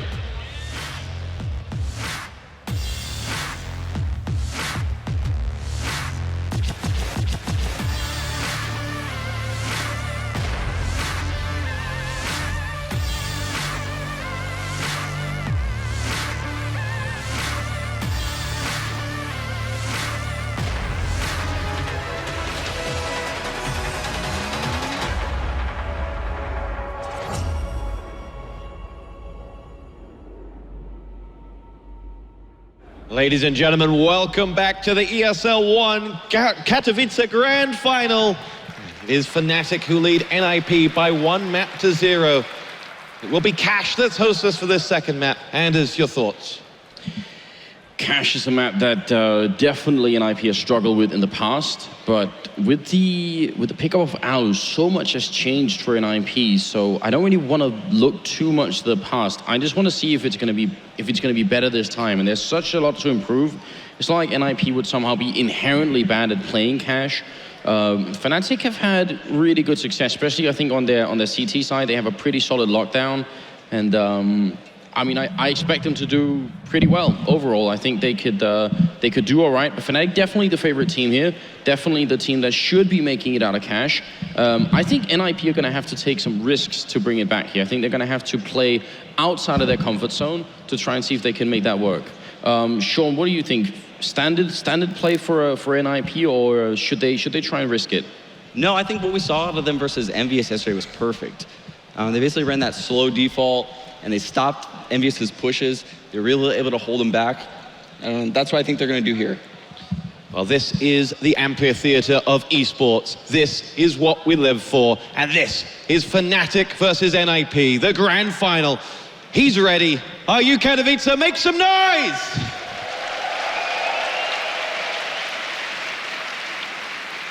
The huddle for Fnatic, what's going through those minds right now? Right now, they're just trying to stay poised, stay calm, keep playing their game. That's what they did at the end of Dust 2 right there. They played their game, they played aggressive, fast CS, and I look for them to do the same thing on Cash right now, open up playing really aggressive. Well, something that I would really love to see from the NiP side is a lot more CT side aggression. I think the push out B towards the B hallways is underutilized on Cash for a lot of teams. Some do it really well. I think Virtus Pro is one of them, for instance. Really a solid team when it comes to pushing. Snack's usually playing over towards the B bomb site, and you'll see him push up, even put down forward smokes to make sure he can get out there. I think I would like to see NiP try and come up with just a couple of risks, because I think Fnatic is quite a strong team on this map. Yeah, and that's something that Alu really brings to NiP, that aggression with the op on CT side of Cash. You may see him drop B, you may see him pick inside of A main, you may see him even rush in the door. And something that I noticed actually while we were boot camping against NiP is Alu's presence as like a tactician on the team too. So something I noticed when I was watching demos for our group and reviewing our group is I was watching the 3D Max demos from the qualifier, the team that Alu played in prior to joining NiP. And I watched their Cash demo, and they did a 2A main and 2-door push on A side of Cash on the pistol round. Later that day, we played NiP, and NiP actually ran that exact pistol against us. So I know he has a presence in calling stuff for their team, and they're really incorporating him well and like making him feel welcome.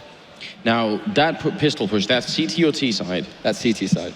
All right, so that's a really big thing to point out, just in case anyone is confused. Now, how does that work with what you would expect Fnatic to run on T side once it comes to that? Do you think Fnatic is a team that could run into that trap, or are they going to play it so defensively they won't be caught? Fnatic is the perfect team to run into a trap like that, actually, because they're one of those teams that moves so fast that if you were to push one side of the map, you're either going to encounter a lot of people that are ready for you, or you're going to encounter no one, and you're going to be on a really quick flank. So if Fnatic goes A, they may get run over. If they go B, it's going to be on the shoulders of the solo guy that's holding that B bomb site to really prevent them from kind of getting in and planting in a 5v5 with 5 people at 100 HP. And B is already such a hard bomb site to hold, even with 2 people, especially if you get caught just at the wrong angle. So we'll have to find out. I am wondering, what do you think they're gonna do to establish mid control on the CT side? Now, are you referring to NiP? To Fnatic. Oh, Fnatic. So in order to establish that mid control, what they like to do is actually like to push up aggressively into the vents. So you'll see Flusha either get boosted in the checker, you may see him run down mid in the vents, he may play those close mid corners, and then he'll have players at like Highway and Sandbag protecting him. So they do a great job, actually. They're one of the best teams in the world at controlling mid. If NiP want to win this, they'll have to defeat Fnatic, and they'll have to take Fnatic's first map away from them. Here we go, it's map 2. Anders, take us away. Well, let's get it on. A couple of grenades here on the Fnatic side, but mostly armor. And look at this, they're gonna go boost in the corner. Geralt, though, not gonna wait for it. This is the perfect counter to this boost. There's no way to hide when you're up there. JW already getting fired at. Geralt reloading and jumping up. Oh my god, it's Counter-Strike parkourers. Alu's gonna go down. Olofmeister falls as well. And the bomb has been planted. Pronax shooting someone in the back, but he can't find the kill. He goes down. Forest gonna get the kill. Pronax uncharacteristically missing a bunch of shots then, and it's up to Crims and Flusher. 2v3, that bomb ticking away. They have a kid on Flusher, but they need to get in fast here. Flusher gets the kill. Now, look at the bomb plant. It's out in the open. They should be able to stop this from happening. It's still being defused, and Flusher's heel on it. Are they gonna try and stop him? They see him, and there it is. NiP gonna end up picking it up. What a fast push from NiP all the way up Speedway. Brilliant pistol call right there by Exist on that T pistol for NiP. And the reason being is because as someone that's watched a lot of Fnatic cash demos, I know they like to gravitate 3 towards the B bomb site on their pistol rounds. And if they don't have 3 at the bomb site, what they generally do is play 3 in the A bomb site and no one middle. So they're heavy on stacks on CT side pistols. And what NiP elected to do was full split the A bomb site, so that way one portion of the rush would make it through, no matter what. And that's what happened. Now, these two sides have met on this map recently in the King of Mages. It was Fnatic who bested NiP that time. But online versus offline versus this stadium, it's a different ball game. Wow, heads-up play from Alu, going back and checking that. It's very, very uncommon that you do that. Once you're up and over, your focus is going to be towards the middle. Crims might get overrun here. He will go down. Fnatic, this is where such a lot of their strength comes from. The ability to win these rounds with pistol and armor, and NiP are simply shutting them down. Flusher and Pronax are left, trying to see if they can do a little bit more damage here, but Pronax gonna have to fall back, and NiP now 3v1, looking strong. This will be bringing all the belief back to NiP. They will have psyched themselves up at halftime, but that could all be washed away had they lost the pistol. Instead, they win it, they convert it to 2, and now they'll feel like this is a very much a game plan that they can win. Yeah, and like Ender said, very heads-up play by Ola right there to check that door flank. It's probably the most dangerous round in the whole map right now for NiP. That second round where Fnatic has CZ armor, 5/7 armor. They didn't actually have a scout, which is very atypical of a Fnatic second round buy, but still, nonetheless, very dangerous round. Fnatic going for a B stack this time around, which I think is fairly reasonable. I mean, it's hard to play default when you have pistols and nothing else, like no grenades or nothing. On a different map, if it was Inferno, maybe Fnatic could have gone for a couple of smokes just to try and see if they could put some pressure on NiP, but on Cash a little bit different, so I don't mind the B stack at all. Yeah, they're just basically gambling, see if NiP kind of falls right into them. It's not a bad play at all by Fnatic. They didn't want to invest anything into this round. They want to have a full buy next round. Completely understandable. It will be Exist to lead the charge in towards that B site with reinforcements aplomb as Olofmeister is picked off. Flusher follows suit, and Exist has himself a hat-trick. Get right picked off on the other side. Forest gets himself 1, and now the last man standing is Crims, who will be not going out without a fight, that's for sure. He's brought the situation back to a 1-on-2. Exist will put down that bomb. And Crims will be dreaming of clawing this back, and Alu will put pay to any such ambitions. 3-0 NiP.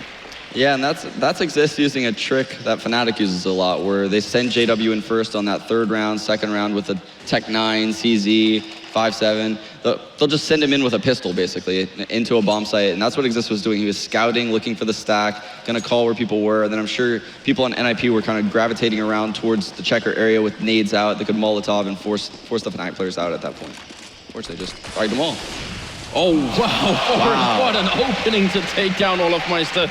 And in the middle, Crims here by the smoke really wants to return that frag quickly as possible, but might not get much of a chance here. Alu trying to play it really safe. There's 3 people in the middle for Fnatic. If NiP see it, they might be able to run somewhere else. Freiburg gonna pick off the 1 kill. Second kill goes in.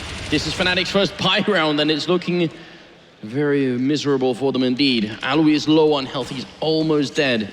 And not quite. And in spite of all the damage that NiP have done, they're still playing it so slowly and leaving Get Right to lurk. I was actually surprised that NiP took that much time to go to the A bomb side because Freiburg calls Crims mid. They know Flush is the B player. They know both players on the B side of the map. It took them some time, but they did make the right play here going to A bomb site. Good knowledge by NiP, basically knowing which player plays which area on Fnatic. Now I'll ask the same of you again, Sean, for the many new viewers to Counter-Strike who have joined us this weekend. Talk to us about this map. If you've never seen it before, what's the score that you want at halftime? How will it play out? Sure, well, the meta for Cash actually has changed over time. It's now honestly become more of a T-sided map, so it's hard to say where this should lie.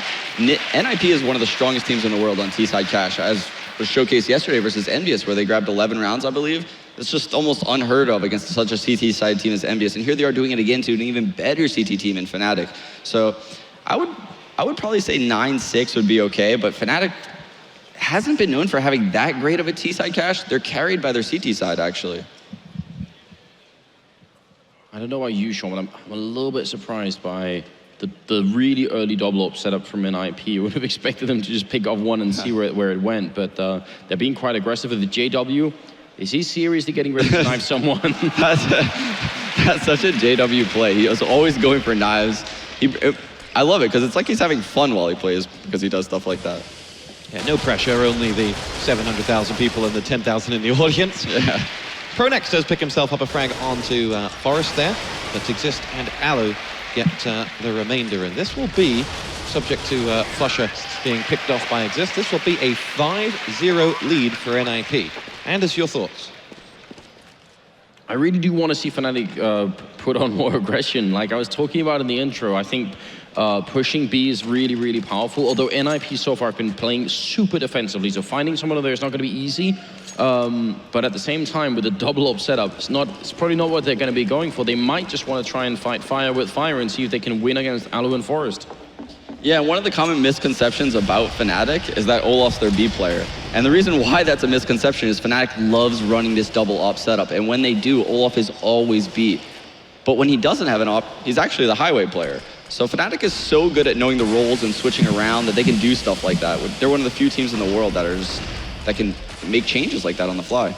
Look at what we're seeing here from NiP. This is so great. They're throwing smokes into the A-bomb site like it's going to be a push. Then they're running the bomb back. Fnatic, they do this themselves. They know exactly what is coming, except it's not. It's back into B. olofmeister does pick off Get Right, but he's going to have a little bit more in his hands. The bomb's still making its way over there, and there's still people at A. NiP really trying to mind game Fnatic, but Flusher doesn't care about games, just wants the headshots. Already got 2 kills here, and it's a 2v3. NiP have circled back around to the A-bomb site.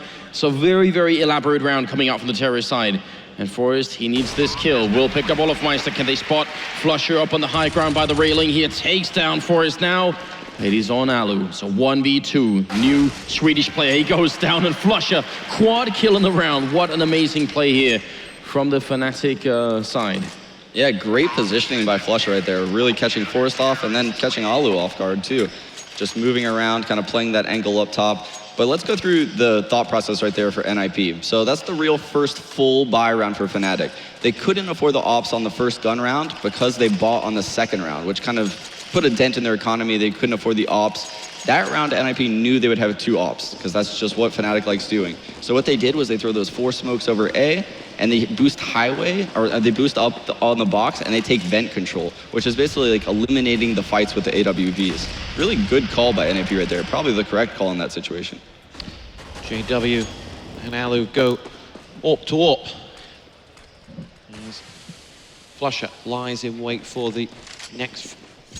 And there's that triple mid setup that I was referring to before the game, where Flush is close, and then he has a guy sandbagging highway.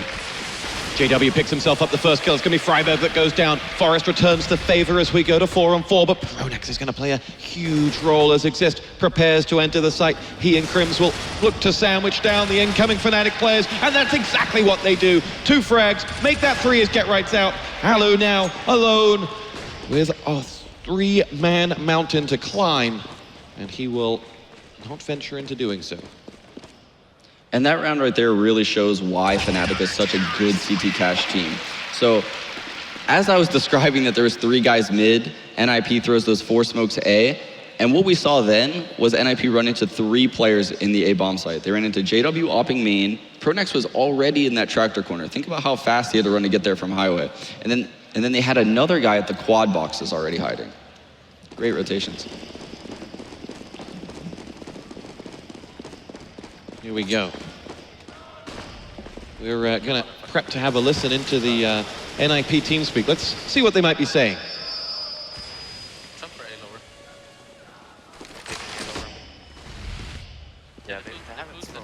Or not. Here we go, back with Crims taking on Flusher on the other side. And, sorry, not Get Right. And as we go into this one, how do Fnatic continue to build on their score here?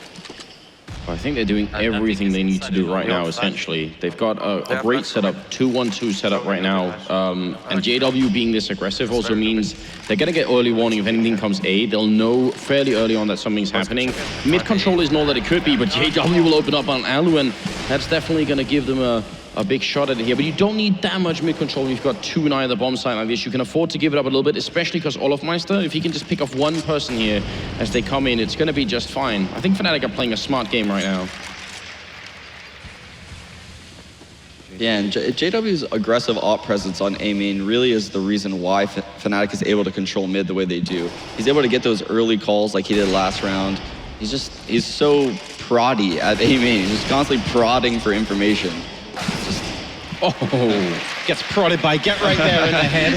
As he returns the favor. Get Right marching around with all 7 points of health. It's a 4-on-3 for NiP now as they look to take on this B bomb side. It'll be Flusher and Crims laying down the gauntlet. And that's 3 big frags for them. Finally, Flusher goes down, but NiP walked right into a trap. Yeah, ran into every single player on Fnatic right there. 4 men taking the site.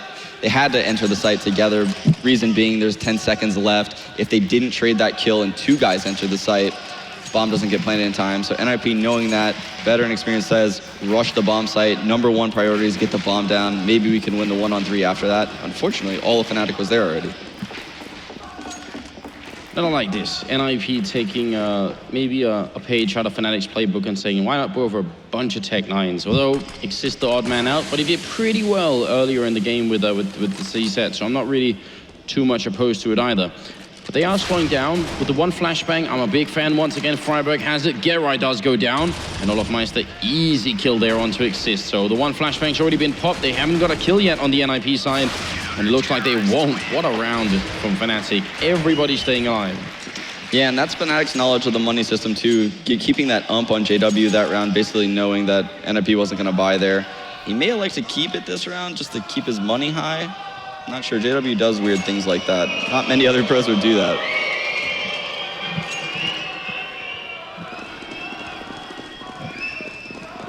Fans have seen something they didn't like. And it looks like JW did drop the UMP and decide to buy an ult.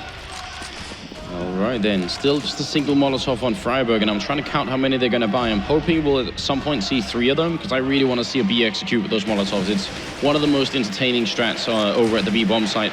The one the Freiburg has can be used though to Molotov out the vents in middle, and that could be huge at times. Look at the crowd shouting again for NiP. Forrest could have got caught with the knife out here.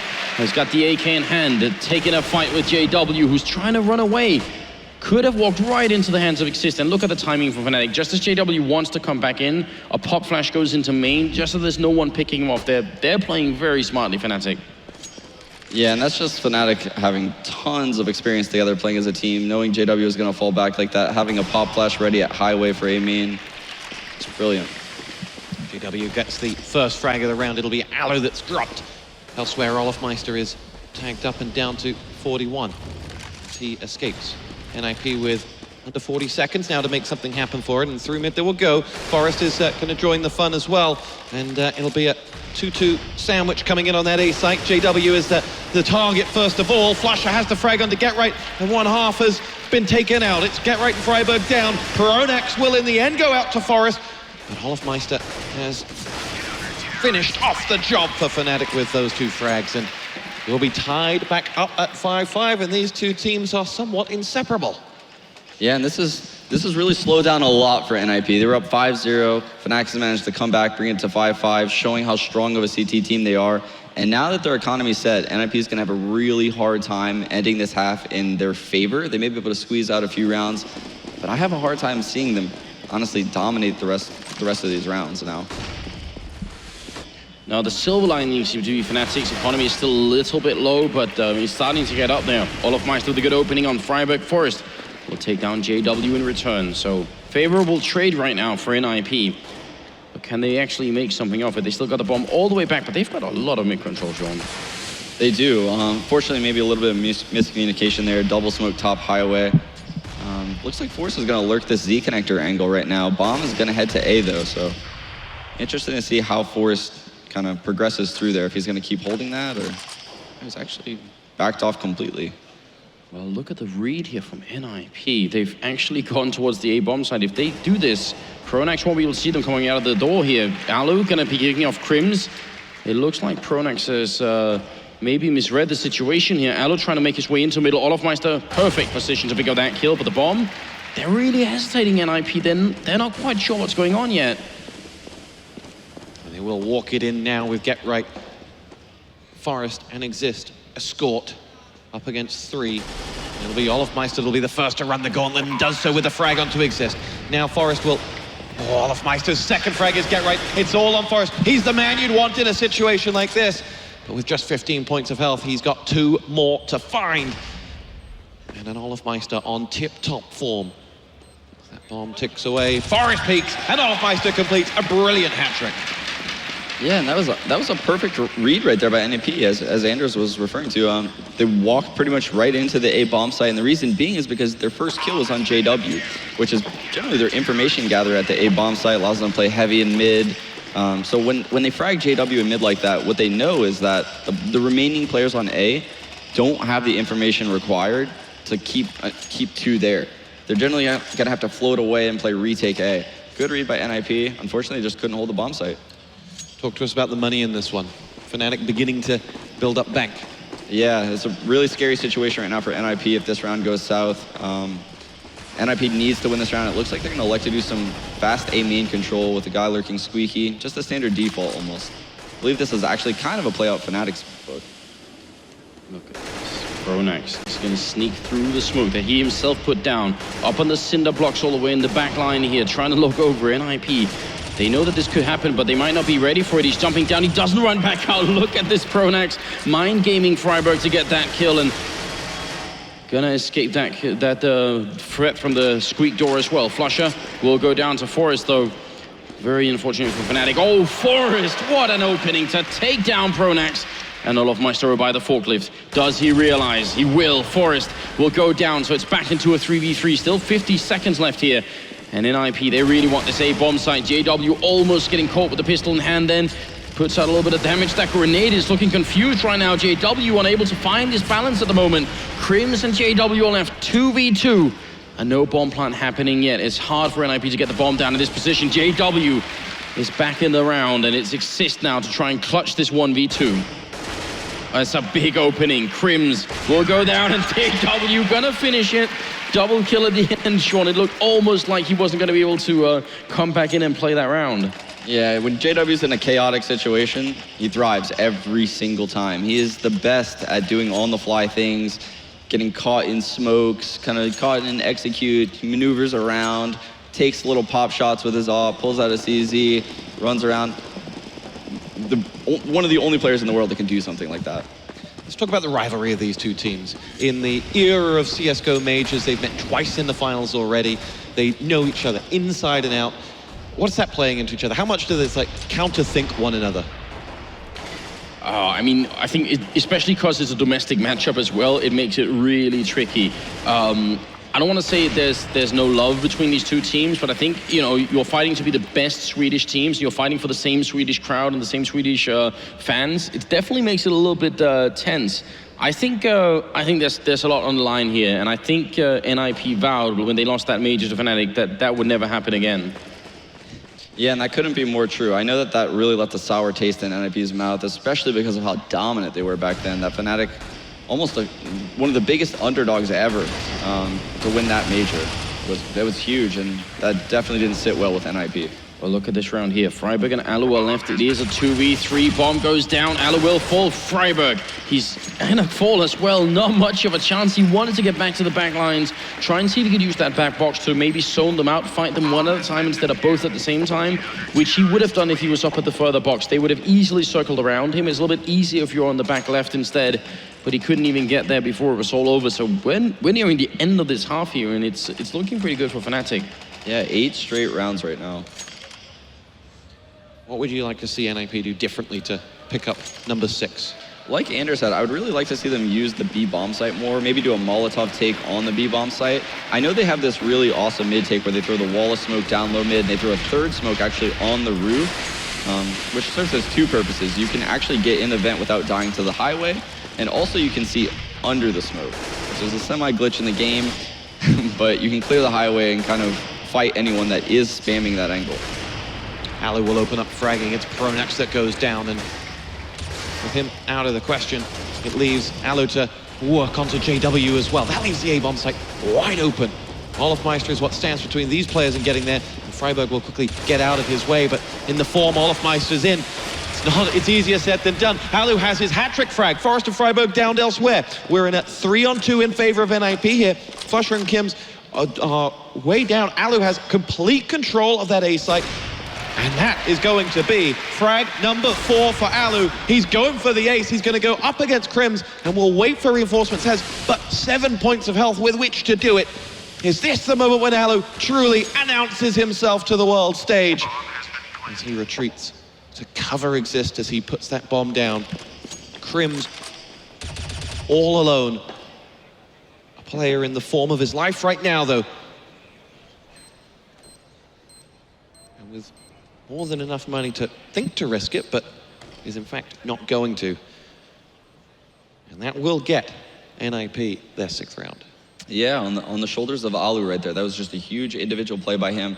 And I think that honestly they were probably not planning to do what they did, but once the kills started happening, they really worked well going on the fly to the A-bomb site. Proper coordination and teamwork, taking all those angles. Obviously Alu not missing shots helps a lot when he's just dominating everyone in that A-bomb site. The confidence running through Alu after that round, how transformational can that be? I think definitely really a lot. I mean, but at the same time, I'm sort of wondering if he doesn't just play to his steady level all the time. I mean, he's got 13 kills right now. I just think Alu's slowly warming up. Maybe a little bit of a cold start on Dust 2 to begin with, but he's had now the time for it. And he seems ready. And look at this. I was just about to say that they're going to try and boost over the old. Oh, but look at this NiP. Did they really just do that? There is so much metagame going on. We just saw Fnatic were getting ready to boost up into their own Molotov, and NiP said, well, we're not going to allow you to. They're still trying. Get right season coming. What an exceptional read from NiP. That is almost like just having full access to the Fnatic notebook here. Flusher is going to be getting the kill on Forest, so it's back to a 4v4, but we just saw a hell of a lot in that one boost scenario. Freiburg picks up an opening on Flusher as well, so it's a 3v3. No bomb plan yet as Freiburg goes for the kill. Will take Olofmeister, get right with a kill on Krims. It's Pronax. This is the last round of the half, and Pronax goes down. Freiburg has had not the best half of his life here, but this last round was incredible. Yeah, and like you said, the reads in that last round were incredible. The fact that NiP thought that they would boost up mid on that last round, I didn't really see much of the Molotov that they threw right there throughout the half, but I did see it yesterday. It is something in their playbook that they use. And the reason why I think they threw it is at top level CS right now, the common way that you boost over that mid box on cash is you molly it as a CT. So that way no Ts can run up on top of that platform and just dominate you when you're running towards it because you're just in the middle of the open, you can get blind. So the CT's Molotov up there, and right as the Molotov's starting to fade, you typically boost. And you just kind of wait for a flash, or you can run on the roof. NiP seeing that Molotov, throw a counter Molotov themselves, so that way Fnatic can't boost. Just brilliant work right there on the fly from NiP. 8-7 halftime score, who's the happier? Honestly, it's pretty even half. I would say NiP is happier though, because Fnatic's a much more CT-sided team.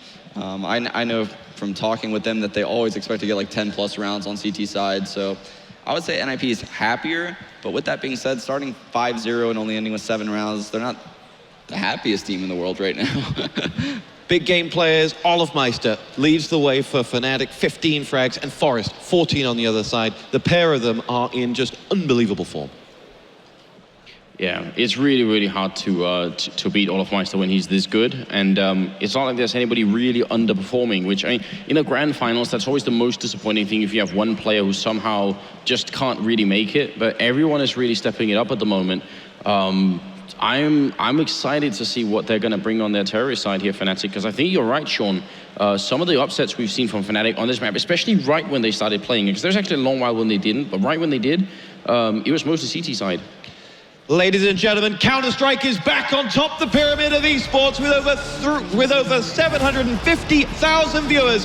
Here we go, the second half of the grand final, Fnatic 8, NiP 7. We are underway. And let's look and see if NiP does something aggressive here at the A-bomb side in this pistol round. Or they're gonna let Fnatic kind of spread out and do an aggressive strat on them. Looks like NiP is just falling into a default setup, actually. I'm wondering what Fnatic are going to use all those smokes for. Wouldn't be surprised if, and they have a Molotov as well. That's, I mean, when you buy a Molotov in a pistol round, you know that something is coming, because otherwise you can spend that money much better. Molotov is a weapon or a grenade that's supposed to have a really specific purpose. And here it is, look, the Molotov into vents. So they're expecting someone to be there. That's not going to find anyone. And it actually bounces back. That was not a perfect one. It's supposed to go into the vents and not just bounce off the side. But this is a fake right now. They're throwing the Molotov and they're going to boost back up. This is some absolute next level stuff. Sean, I can see you're smiling and I can understand why. 50 seconds left, Fnatic. They are really trying to play the meta game here and throw NiP for a loop. Alu, cold as ice in the middle still, just trying to be an observer here. And Get Right hiding behind the smoke, doesn't get flashed. He puts one up, they're shooting it through. Alu gets one, Get Right gonna go down. This pistol round is everything. Pronax gets a 1 kill, Flusher with 1. Forest, the pistol player, gets the kill, but oh, what a nice shot from Pronax. Perfect timing, and it is a 2v3 now. Here we go, Alu and Exis to make sure that all that hard work in the first half can continue for NiP. Pronax looking to stop them in their tracks. Alu, headshot, Olofmeister down. Pronax out for the count. It's Flusher or bust, and Alu gets it, and the man is coming alive in these finals. Holy cow, what a retake by NiP right there. Great entry by JW, taking that checker control, Molotov. They Molotov the vent, so that way no one can be in the vent. Take checker control with a smoke in the B main area. Boost him up in the vent, catch the mid guy completely off guard. Great play by both teams. That was a top-level pistol. Imagine for a moment, Sean, if someone had been in vents and that guy would have fallen back, then Fnatic come in to kill him, then boost up again. That is a tactic that works on a very, very many different levels. Yeah, and they actually run that on gun rounds too. I remember in practice, JW killed Jordan at Highway.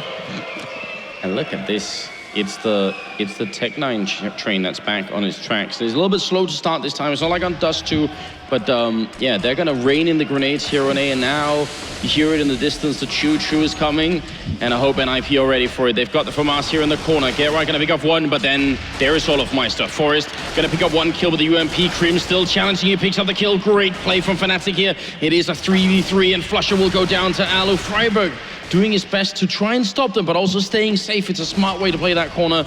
And now actually Fnatic have a bit of a problem. They will get the bomb down, so it is already a success. Bomb plant, 2 kills, not at all bad, but let's see if they can get just a little bit more. Pronax looking for a kill here, and he spots the guy over at main, so now he's trapped, he's sandwiched. Alu picks up the last kill, and then NiP, they will prevail. They derailed the train. They did indeed. And what you saw that round from Fnatic was something that you see right now on Cash second rounds, these second round force buys from maybe the top 5 or so teams in the world. All the top teams do this massive A execute on the second round. The reason being is that once the Tech9s get close, which they do almost instantaneously, like you saw, there was an instant trade at the door, they have the A bomb site. So what you're seeing among the CT teams, similar to how NiP did, they only had 1 guy in the site, is almost like a pseudo retake on the A bomb site. And both teams really playing top-notch CS right now. 9-8 NiP have the lead on this second map. Needing it as Fnatic, if you're just joining us, 1 on Dust 2. And are, in theory, just 8 rounds away from the championship. That is what is on the line. The first team to ever win 2 major championships in Global Offensive, but also, as Pronax was pointing out yesterday, no one who's ever been a favorite has actually won a major. It's always an upset. So we will see, and Fnatic is without a doubt the favorite team here. Forest, 2 great opening picks to pick off Crims and Olofmeister. They just have pistols, so it's easy pickings here, but it is important for NiP that they keep the rifles alive. So I want Alu and Forest to run away and save what they can here. No reason to fight for the kills. They get everyone living. Good job on their part. And that's where cool heads prevail, to convert that pistol round. We've seen it fall apart so many times, but 1 into 3 and set themselves up. Yeah, NiP really has done a great job staying alive on these 2nd and 3rd rounds. Can't really applaud them enough for that. Fnatic's 2nd and 3rd rounds are one of the scariest rounds of the entire match because they just swarm you so fast. NiP doing a great job to cycle those players in with high HP and really trade the kills as they come out. Olofmeister playing the edge of the smoke. He is so good at it, and that's the opening on assist. Well played on his part. Normally that smoke is meant to prevent anyone from warping from the middle, but not Olofmeister. Get right, gonna take down Crims as well, so swiftly return. And a bit of a shame for Fnatic, as normally when you get that entry frag so early on, you want to spend that time to at least just gather your troops, figure out what's the most likely spot here. Pronax can't see a thing, and Alu will take him down. Nice work with the flashbangs. Olofmeister's gonna peek alone through the squeak door here. Just a great decision, but can't pick up the kill. And JW's also gone down, so it's a... Wow! Olofmeister takes down Alu. The confidence on this player, almost unmatched. Gonna get a kill on Forest as well. He's picking up a triple kill currently, and it's in a 1v2. He's got 40 seconds, so making his way out of this round alive is gonna be more than just a little bit difficult. And NiP is actually playing this really well. They're staying almost as far away from him as they can right now without showing themselves running away. Walking back around, I think he got spotted then, and that's a big problem. He's not sure where they're coming from. Flash in, once he runs into it, and Get Right will pick it up. What a nice try from Olofmeister. That looked for a moment like he could have done it. Such a veteran play right there by Get Right too. He has a teammate that gets picked in mid. His instant reaction is, okay, the other team is running a default. I know Crims likes to go door solo. Here's him spam a couple bullets, just runs in. That's a very risky play. Obviously, if he dies, the round's pretty much over. It's 3 versus 5. The other team has full map control. But if he gets the kill, which he did, they're back in it completely. And even more so, after he got that kill, he pop flashes A main for Alu to further clear A main, knowing that the default for Fnatic only has 1 guy A main. Now, if you put your ear to the rails, you can hear the sound of the Tech9 train in the distance, but before you know it, it's on you. They're gonna be out the squeak door. Get Right is in the corner here, but actually the Molotov is gonna keep them back. They've derailed the train before it even got anywhere close. This is really great by NiP. Exist, gonna be taking down one. Get Right with a kill. The Tech9's falling left and right, and Get Right, he's got Olofmeister's Tech9, and he's gonna try and steal it back. It goes down immediately afterwards, and Pronax now 1v4, gonna get the last kill in on Forest then, but he should really be dead, and there it is, Freiburg with the kill. NiP, if you could come up with ways to stop Fnatic from having these pistol rounds or these armor pistol rounds work, you've gone a long way to beating them. Yeah, their grenade usage right there was just perfect. Molotoving the door right when that execute was about to happen, and then flashing them right when the Molotov fades when you know they're about to come through. Just perfect play from the quad player right there. Look at that momentum on the scoreboard. 5 straight rounds for NiP, then pulled back by some 7 straight rounds then, and now NiP on a 5 for themselves. Momentum, it's a big thing. One of the things that's really good about what NiP are up to here is that because Fnatic never really got a good economy going here, they can't afford a lot of those Molotovs, which means their strats are somewhat limited to smokes, which still means they have a lot, but not maybe enough here, as Alu's gonna pick up Olofmeister, trying to get boosted over. They still have a guy close middle, so Alu has to be really careful he doesn't get wrapped around. But in fact, they're going up Speedway, the Finnish player picking up a 2nd kill, and JW turning around. A quick 180 to get the kill, but then Forest will drop Crims, and it's going to be all up to Pronax here. A 1v2, or 1v4, sorry, and he goes down. Exist coming up with the last 2 kills, 13-8. Now, if I may pat you both on the back here, at the start of the map before we started, you said, NiP with Alu on cash is going to be completely different to anything you've seen of them. And then check out that scoreboard. Alu leading the way, 23 frags, the best player on the server right now. Yeah, and it was really smart play by him too that round. I'm almost certain he would never peek the boost how he did if he knew Fnatic could have an AWP, because Olofmeister and JW are just excellent players at the boost on cash with an AWP. And he peeked it almost sloppy, like he was expecting an AK to be there. Just good economy knowledge right there out of Alu as a player. It's such a beautiful shot from JW. Very, very nice opening on his part here. Fnatic are really starting to get far behind, and as you said a while ago, Stuart, they need 8 rounds to actually win this grand finals, but NiP is making it hard right now. Everything they try seems to grind to a halt very early on. A good pop flash into B storage there, and it's going to be a kill on Crims as well. So every opening that Fnatic gets, it gets sort of snipped away from them again really early afterwards. Get right. Pushing Squeak Door. Going to be a while before he sees anyone. JW finding a second kill. It is Olofmeister who has to retreat. Olofmeister has been an absolute beast in this final thus far. JW will collect the Brahmin, bring it to him, and they'll move all 4 ready for an A assault. And it is Get Right who will be the man to try and stop that as he quickly retreats back. Waits as the players move in. He spies JW. And we'll hear it going down and just opens up to stop Olofmeister taking a dangerous position. Frag number 2 for Get Right is Flusher. JW might be the 3rd, but Freiburg will take it off his toes. And there's Freiburg's double, and NiP come alive to the sound of fragging once more. That was a masterpiece right there that Get Right just created. That was perfect. That was the best lurk possible in that situation. 3 versus 5, he lurks himself in the door, keeps making sure that a guy isn't going to come flank him door, so he's not too aggressive on killing the first guy, he's making sure a guy doesn't come behind him, goes back, lets the first guy cross, kills the guy railing, and the reason being is because he knows that at top level CS there's a guy railing, there's probably always a guy tractor, so he's going to kill the tractor guy second, who's still going to be unaware. Gets both those kills, opens up the round for the rest of his teammates. 14-8. It may have been 8 rounds away, but now it's 2 rounds away from NiP making it onto the 3rd map, which will be Inferno. A map that Fnatic are undoubtedly the best team in the world at, but NiP do have upsets against them. It can definitely happen. Freiburg smoking up here. I'm wondering if that was completely intentional or if he meant to throw that a little bit further. Either way, they're coming for him, and Freiburg trades evenly. That's not quite good enough. A lot's going to come down to Exist here. Flusher with a great double kill. Exist waiting. They see him. Crims, what an opening to take down the NiP captain, and that's a beautiful round from Fnatic. Those 2 openings from Flusher, worth their weight in gold. Key to note that Exist was just waiting for the moment to strike. If he goes too early, he might not get everything. If he waits, he can see the other 2 and maybe has a chance of going big. It's Get Right that's pulled NiP back into this round with that last frag. Flusher is the man nearby. He and Alu will have to do something about it, and with with Alu down, Get Right will escape, and that will be Fnatic's first round in the second half.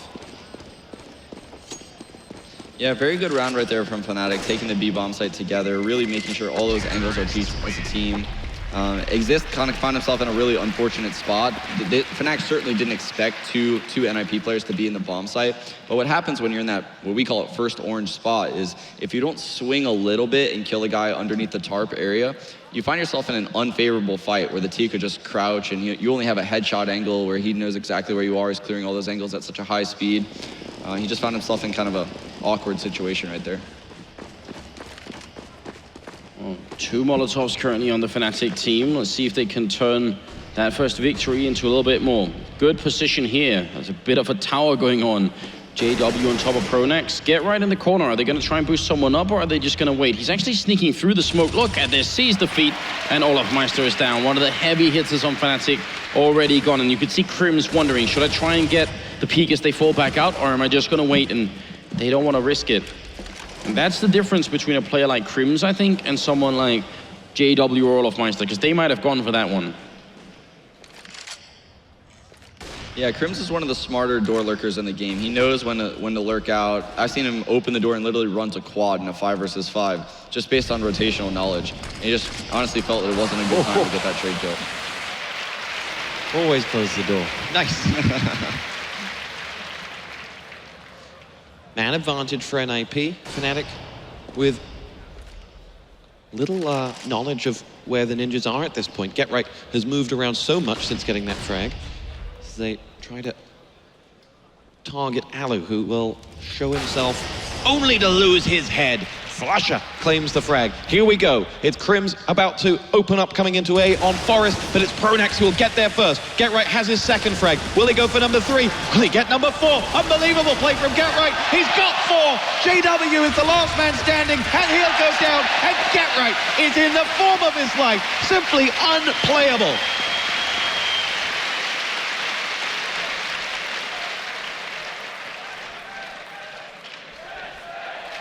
Yeah, what an individual play right there from Getright. That was an epic hold right there at Tractor. That round was falling to pieces. And really, he did a good job just kind of, after he got that second kill, he moved into the corner, re-peeked out, and at that point, his teammates were there. He did a great job stalling the rush. Another round on the back of Getright. Really stepping it up here on CT side. In the Coliseum, the fans want them to go for the kill. 6 map points for NiP to win the first map Fnatic would have dropped in the entire tournament. Do you think we're going to see Heatson come out on stage at one point with his thumb sort of, you know, yes, horizontally, and then he's waiting for the crowd to say up or down, and that's... Julius Heaton. Exactly. Julius. 15-9. I believe we are getting on the way with the next round. The pause has been resolved, and 2 AKs, 3 Tech-9s here. Fnatic trying to prevent that third map. They want that overtime. They want to see if they can't finish it now. You never know what could happen on Inferno. You never know. Olofmeister does have that Tech-9. And he hasn't been as effective today as he's been yesterday during the quarterfinals, the semifinals. Yeah, goodness, he was running people over with the Tech-9.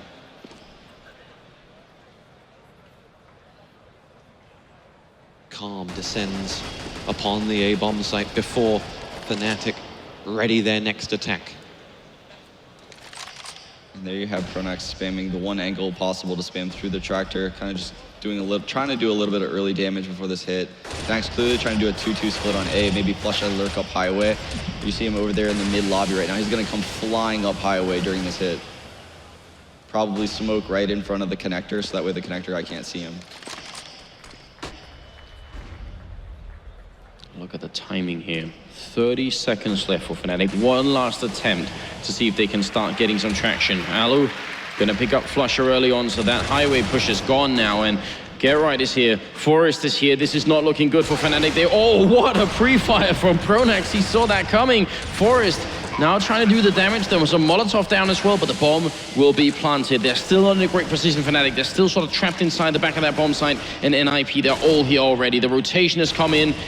Alu missing the chance for a kill then, but Exist will pick one up. JW with the 1, and now Freiburg comes in. It is a 2v2. Alu last man standing. He's gonna get one more. It's a double kill for him. He's looking for Pronax right around the edge, and they can't see each other. Pronax, is he gonna stay or is he gonna jump up on that box? He's just playing it on the normal level, and he thought that was gonna happen. Pronax mind gaming Alu to get that kill, and you saw how the NiP player was looking up for a moment. He thought maybe he would have been up on the box. Yeah, he had the perfect timing read. If Pronax did jump on that box, he probably would have died.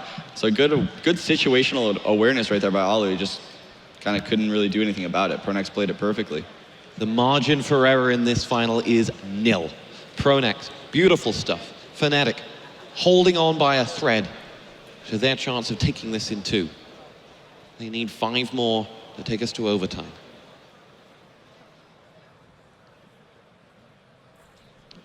And in between these moments, in the early parts, you can hear a pin drop in the stadium before it rouses as the frags come in. Yeah, the crowd seems to be heavily favoring NiP too. Well, look at Fnatic. They're not afraid of this B bomb site. They want to go for it. Forrest is going to get one, but he's probably going to get overwhelmed here. There's so many people coming. He's trying to reload right at the edge here. Freiburg comes in to help him out. Nice job here on NiP trying to help their teammates. So it's a 2v4 right now. And Fnatic, they may be about to lose this map. Crims and Olofmeister gonna be miraculous if they could bring in out. The one thing is that they don't know Olofmeister's up there. Now they do. Freiburg sees it, goes for the kill, gonna pick it up as well, and there it is. And NiP 16-10. They take the second map, and we are going to a third. What a map. NiP taking down Fnatic on their own map choice, similar to how Fnatic took out NiP on their map choice. And here you have Forrest feeling it. You can tell he's feeling the energy of the crowd right now. This third map is going to be epic. Unbelievable stuff here in Katowice. The crowd, the sixth man for both teams somewhat. Both teams on the absolute top of their game, taking each other's map and taking us to a third. It's exactly, as a neutral, what you wanted to see. CS delivers once again in Katowice. And in terms of, let's focus on the positives. We look at that scoreboard, we see players like Alu get right. Simply sensational play from the pair of them. Olofmeister on that side, and then on the other map, players like JW having a great map. Is this possibly just exactly what you would want as a fan? 10 players in the form of their life, 2 teams at the top of their game? Yeah, if it has to be close and if it has to be like this, definitely it's a lot more fun if everyone is doing their part. And that's what we're seeing. There's no one who has a horrible performance. There are a couple of people who have played positions. I think JW might have been one of them where they have a hard time getting frags because either they get rushed down or they get there when everyone else is dead. I think JW's been in that position a couple of times already. Earlier, when I brought up Alu as one of the people who could have maybe changed something for NiP on this map, I wasn't thinking about him getting this many kills. I was thinking in terms of the play style more than anything. I'm honestly shocked that Alu played so solidly on this map. Yeah, he played lights out. He was getting op picks left and right, both T-side and CT-side. He pretty much won them almost every important T-side gun round they had with the boost picks, the first gun round, and then the aggressive highway picks that last round. I mean, he was just all over the place T-side. It's really important, though, that they keep up this energy on T-side Inferno going into this next map, because this is a really heavily CT-sided map for Fnatic. Cash, they always kind of teetered on. I've seen them had some bad performances somewhat recently against LGB and some of the more tactic-based teams. I don't know if I've ever seen Fnatic get dominated on their CT-side Inferno, like a 7-round half by a T-sided team. It's really hard to break through with that half like we just saw from NiP. We're going to throw it to a break, and to close out the Roman theme we were going with, to quote Russell Crowe, to the 800,000 of you I ask, are you not entertained? Map 3 will be up in just a moment.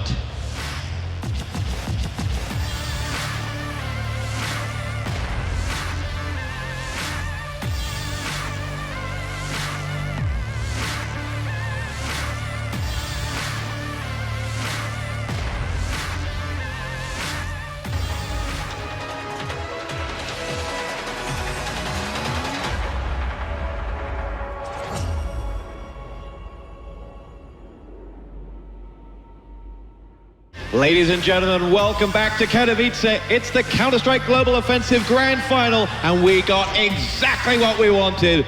3 maps, 2 great teams, and a hell of a lot of entertainment thus far. I'm joined once again by the one and only Sean Garris and Anders. Guys, having fun? I think it's been exactly what we needed, Stuart. Exactly what we needed. I did not think that NiP could do it, not on Cash. I definitely thought Fnatic had that one. And there is an interesting storyline developing here. I would say Fnatic is the favorite team and has been from the beginning to take this whole tournament. The last time, well, I suppose they actually also were at DreamHack Winter, but the last time they were in an ESL tournament, it was in Cologne at Gamescom. And the one map where NiP took it away from them was on Inferno against pretty much all the odds. So, I mean, I'm not saying that will already be on Fnatic's mind, but if it gets close, it might get there. Yeah, and I think fun is an understatement, dude. This best of 3 so far has been the best of 3 of the entire tournament. The competition level and the scores themselves, the rounds are so back and forth. There's save rounds won, pistol rounds are kind of back and forth. So many retakes, so many epic clutches going on, like the Freiburg one on Dust 2. It's just such a high level of CS we're seeing right now in the finals, and it's so exciting that we get to see a 3rd map now. We are in the esports theater of dreams, and it never fails to deliver here in Poland. This is absolute magic for anyone who enjoys esports. And we have more to come. Guys, I haven't pressed you for a prediction this entire game. I'm going to do it. Who's going to win? And why? You have 50 seconds. Well, I mean, NiP did really impress me. Alu, the way he's been playing so far, it's been scary, hasn't it? But this is Fnatic's home map. I have to go with the stats. I have to go with the recent history. I think Fnatic will take it. It's weird because like my brain and my knowledge of demo watching and just watching how Fnatic's been so dominant on this map over the last year, just slaughtering people on CT, seeing that they're starting CT makes me want to pick Fnatic. But something about Majors and NiP and just this vibe I get from this team, they're a lot more, I guess, apt to have fun in game with this team than I've seen them in the past. They're enjoying the moment. I ran into them like in between, after the first map, even after they lost, and Forrest had a really good positive vibe to him still. He was joking with me. I said, "Are you gonna take this map?" And he's like, "Yeah, man, of course." And they came out and did it.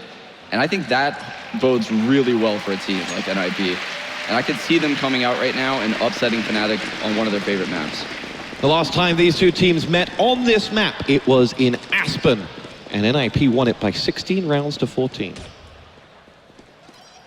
And I would say that's saying a lot, because that was actually, you know, one of Fnatic's big slumps. So the fact that it was that close, it could be scary. Though NiP have been playing even better since, so you don't really know. JW looking for opening kill, Pronax in the middle, having a fight with GetRight and brings him down to 8 health, but the bomb up here from NiP, up in the apartments, it looks like it's gonna be an A push coming out from the terrorist side.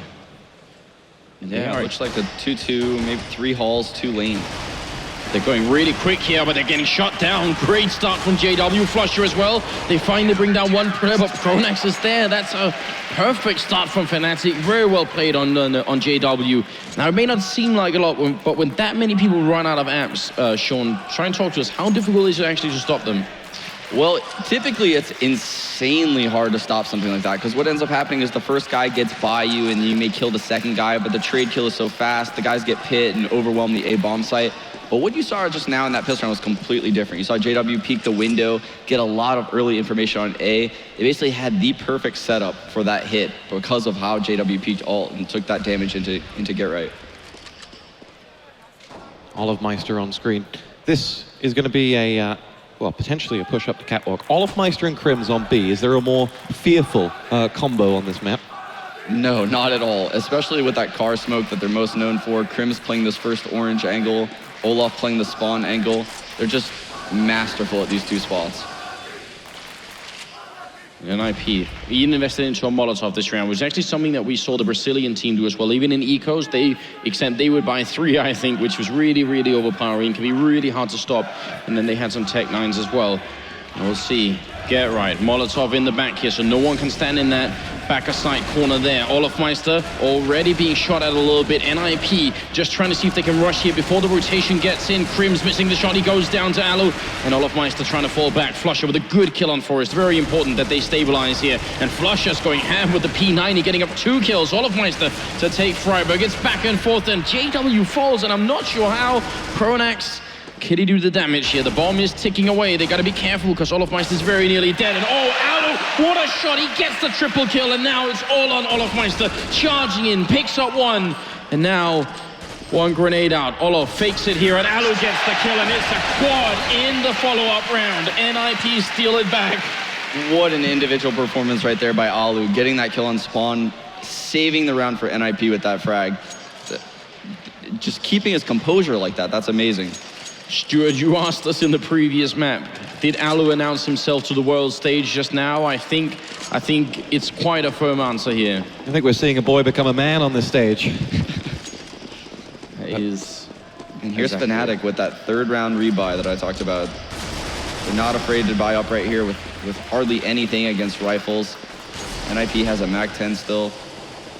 This could be scary for NiP. Was that a cheap give of Exist Life there? Or should they have been expecting that push? They probably should have, because what Fnatic really likes doing on Inferno when they have low money is exactly what you saw. They like to just rush banana and take those fights. It's something that they didn't start doing up until maybe a couple months ago, but I've noticed that when they have low money, they're not afraid to take that fight. And they do it with very little nades. It's just an aim battle at that point. And then they take banana control and back off, play 4A. So their weapon superiority, but a man down. How do they play out the rest of this round? They're just trying to wait out the smokes right now and just really force Fnatic into a default setup. Because right now, Fnatic's so mobile around the map, using smokes to their advantage. It's one of the best attributes to their CT and Inferno game, is the fact that they're rotating around because of the smokes are up in certain places. Well, Molotov's being used inside, and actually Fnatic have to move because of them. There's Olofmeister going down, JW with the P90, good double kill, grenade on through, tags get right a lot, and JW can't get the third kill, so close though with the P90. Flusher waiting over here, P215 hand, gonna take out Alu easily, but he does go down eventually. Pronax will finish it. A solid round, I think, from Fnatic, and in spite of NiP having so many grenades, I actually initially thought they purchased those Molotovs to clear all the corners, but they used them for the B push instead. Yeah, they got thrown off a little bit, I think, when they went down that man, and unfortunately for them, they lost the P90. And that's typically not that bad of a thing, but when JW picks up the P90, that's like the worst thing possible. Guy's gonna get a 2K every time with that gun. 2-1 Fnatic lead in map 3 of the grand final. It's JW who will see action first as Alu comes racing around that corner and delivers a headshot with a smile. It's not a fight that JW will normally lose. He wins it 80% of the time. He's so good, even with an AWP, but especially with the Mag 7 as well. JW is the king of the Mag 7. He's just always one Mag 7ing people at honestly mid-ranges too.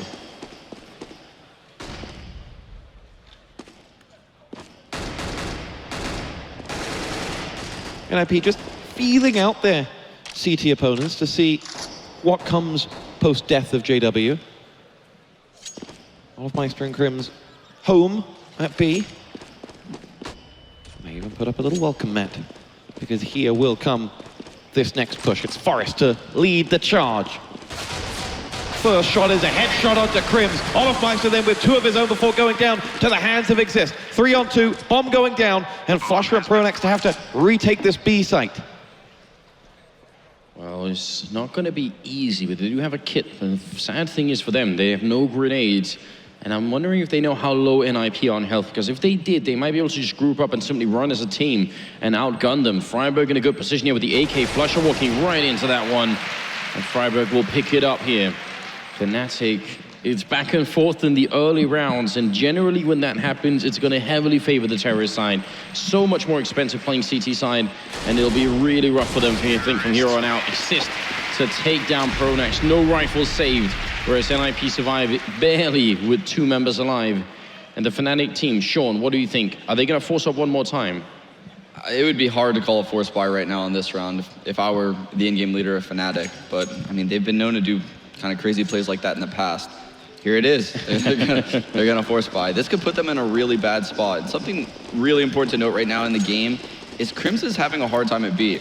And that's never something that happens on their CT Inferno. So it's really important to see Crims really find his own in B right now, get back to the form that we know he can be, and kind of be able to stop these NiP hits that are coming towards the B bomb site. And perhaps that is because JW died early in halls and the smoke timings were off a little bit.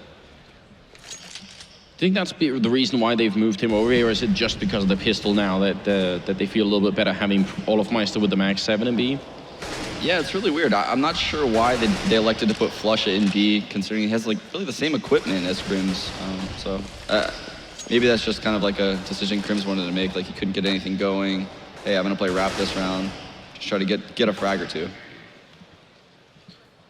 Will be a B push. Freiburg has gone a long way up, and Olofmeister will be the man to see it. Pronax is going to sense this, and he and Crims will move over to the B to join the fun. Olofmeister and that Mag 7 are going to go real close as they use the smoke to gain positioning, and we'll wait to see some feet on the other side.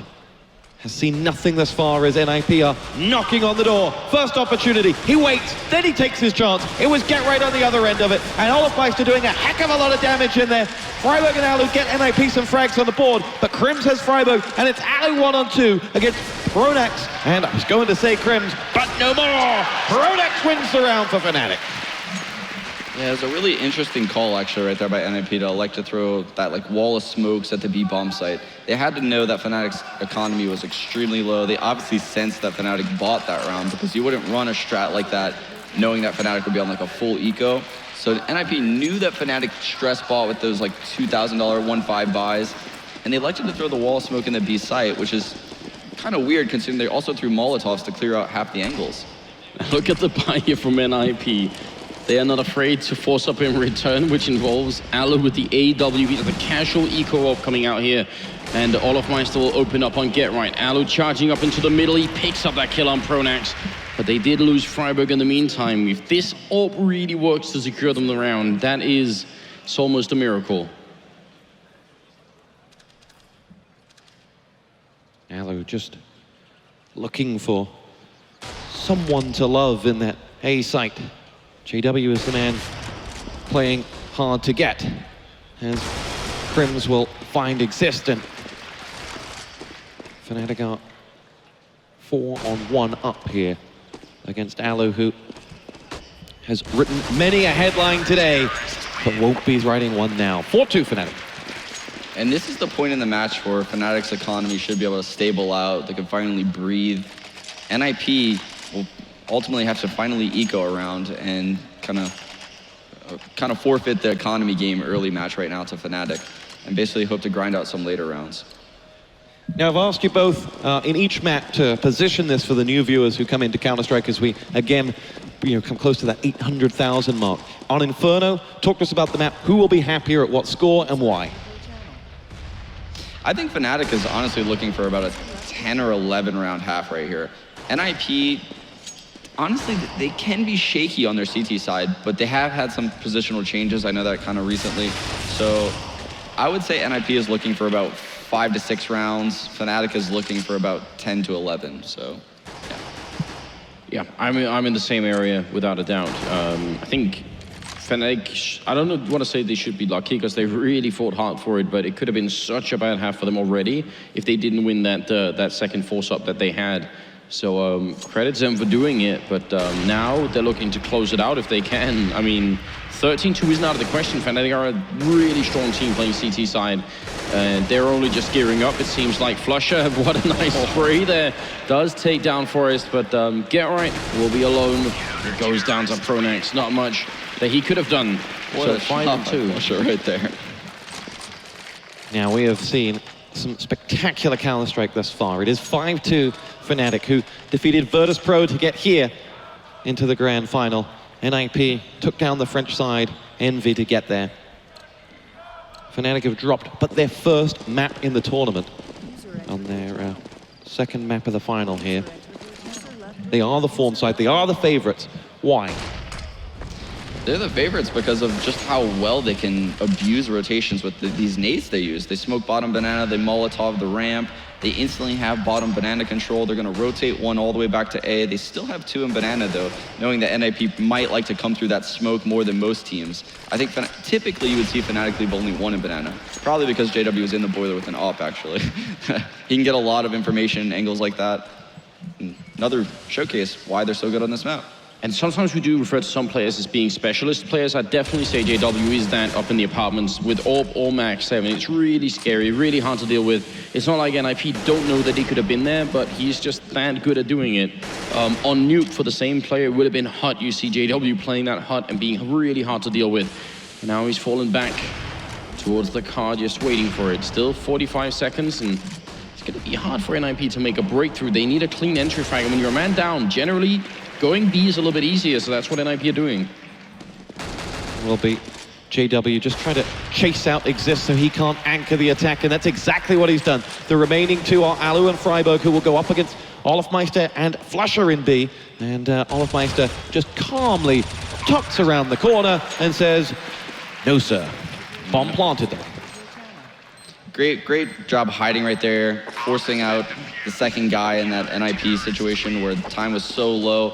Olofmeister find out where both guys are, single them off, take them both out. Really like to see NiP try and go for some more set strats on towards the A-bomb side. We've seen a couple of Fnatic players already playing up on the balcony, going out of apartments. That spot can be smoked off, so can Pit. And if JW is playing closer than that, so he's in front of the smokes, if there are enough people coming around the corner, they will kill him. and then fight for the afterplan instead. I feel like there's an opening here for NiP to make it through. Obviously, this round going to be quite heavy up Banana, and look at friberg, the king of Banana, takes down Olofmeister and Crims. That's an opening if I've ever seen one. Pronax counter flash out, but look at NiP, they're playing it smartly, trying to make sure they don't rush into anything, but they're also getting sandwiched in, and they will actually kill off JW coming up from behind. What a victory. Get right, you can't really easily outlurk him. Massive play by Get Right there to get that frag. It's changed the complexity of the round. They've rotated all the way over towards A, where they will face off against Flusher 4-on-1 until Pronax can join the fun, and he's worried about Get Right. That's why he can't get in there quick enough. No one knows where Get Right might be in a situation like this, and with that bomb planted, Flusher and Pronax are reduced to having to allow for NiP this round, and they will get their third. You told us earlier, Sean, that JW is one of those really special players that will play a little bit crazily. How often will you see someone try and flank a team with an AWP? Let's say he actually got behind them and got a kill. He'd have to, take a second to get the next one. It's not a weapon you can spray down 3 people with. Very classic JW. Yeah, he's one of the only players in the world that would make that push down middle with an AWP like that. Just, even if there's anyone anywhere, like alt mid, halls, boiler area, he would get caught out and just caught in the middle. But JW is just so quick to react to those kind of players that those hectic situations favor him. But something that was really confusing to me at the start of that round was I couldn't wrap my head around why Crims and Olaf aren't buying Molotovs. They have a set economy. Why are they not playing their default setup that just has won them so many tournaments? And then I started to think about what NiP does. They always do this default where they send friberg solo in Banana. But NiP countered that, knowing that Fnatic is pushing now against them by sending 3 or 4 guys just rushing into Banana. They know that Crims is uncomfortable over there in the B-bomb site and they're abusing it. Well, look at this rush all the way up quad. They're going to get in here. Olofmeister did pick up 1 kill on friberg. They're not really sure. There's so many flashes going in that they can't really see where the Fnatic players are just yet. And Flusher's in a good position here inside the site to try and lock them down. And now that NiP have slowed down, Fnatic are rotating in, and I think actually that's the reason why NiP decide, let's just fall back for a moment. We got a little bit of a rotation coming out of Fnatic, but they need an entry frag on that terrorist side. Textbook display of what nades can do to a rush. NiP were in touching distance of the bomb site, but could go no further because they could see nothing and they were being rained down upon. That is very true, and I'm really liking the change of pace right now from NiP. They're typically seen as like a very slow-paced, methodical default team on Inferno where they try to get forced out of the boiler, lurk around brackets. If he gets a couple kills, they'll still go B because the rotations are forced towards A. This is much different than the standard NiP we've seen in past tournaments. Sensing the rotation out of A, JW made his way all over to B, and now we'll go back. Here we go, the push is alive and well at A, which Olofmeister quickly sees to. Alu's been dropped as well, and we're left with just 2 players for Fnatic to find at this moment in time. And that is now down to 1. Get Right out, has got himself the kill on JW, but will be hounded down until the clock runs out. So the one thing that I had in mind earlier when I said they could have used smokes to get in was almost to prevent what just happened. Is I wanted them to try and smoke off that corridor that they came inside the bomb site where all the flashes came through. If they'd had just a single smoke NiP there, yes, they would have still been flashed, but they could have probably just ignored it and put the bomb down anyway, and then fought for the after plant. I feel like NiP have a chance to get to just the default plant just by using 3 smokes essentially. Yeah, that round could have gone completely different. Honestly, they took mid fairly well, even through that smoke. They just couldn't get the entry frag, I guess, and they had to back off. So 7-3. Something of an eco round for NiP. On the Fnatic side, they'll be looking at this as everything going to plan. The scoreboard's in their favor. They can close this out with a big number. On the NiP side, they'll be worried if they can't get 1 or 2 more. But from that position, in this final, are you looking to a player to single-handedly take control of the scoreboard for you? And if so, who's that going to be? Honestly, if you're NiP at this point, I think friberg has to try and find some good entry frags. That's what he's there for, and especially on Inferno, he's an absolute god at it. But Olofmeister, look at this. Triple kill, really not afraid of anything. It's not a lot of equipment on NiP's side, but Fnatic are doing a great job holding on to their economy. But I think it's on friberg to open up some of these, either the A or B bomb site. I agree 100% with Anders. A lot of this match right now is going to lie in the hands of friberg and Banana, and Force lurking in the boiler too. You see Force right now having a tough time finding entries in the middle. if he starts opening up rounds in the middle, this match could swing back in NiP's favor. Well, we have 3 rounds with which to alter the story. If you're a Fnatic fan, however, you'll be beginning to build a wry smile. Yeah, one of the hardest working teams, Fnatic.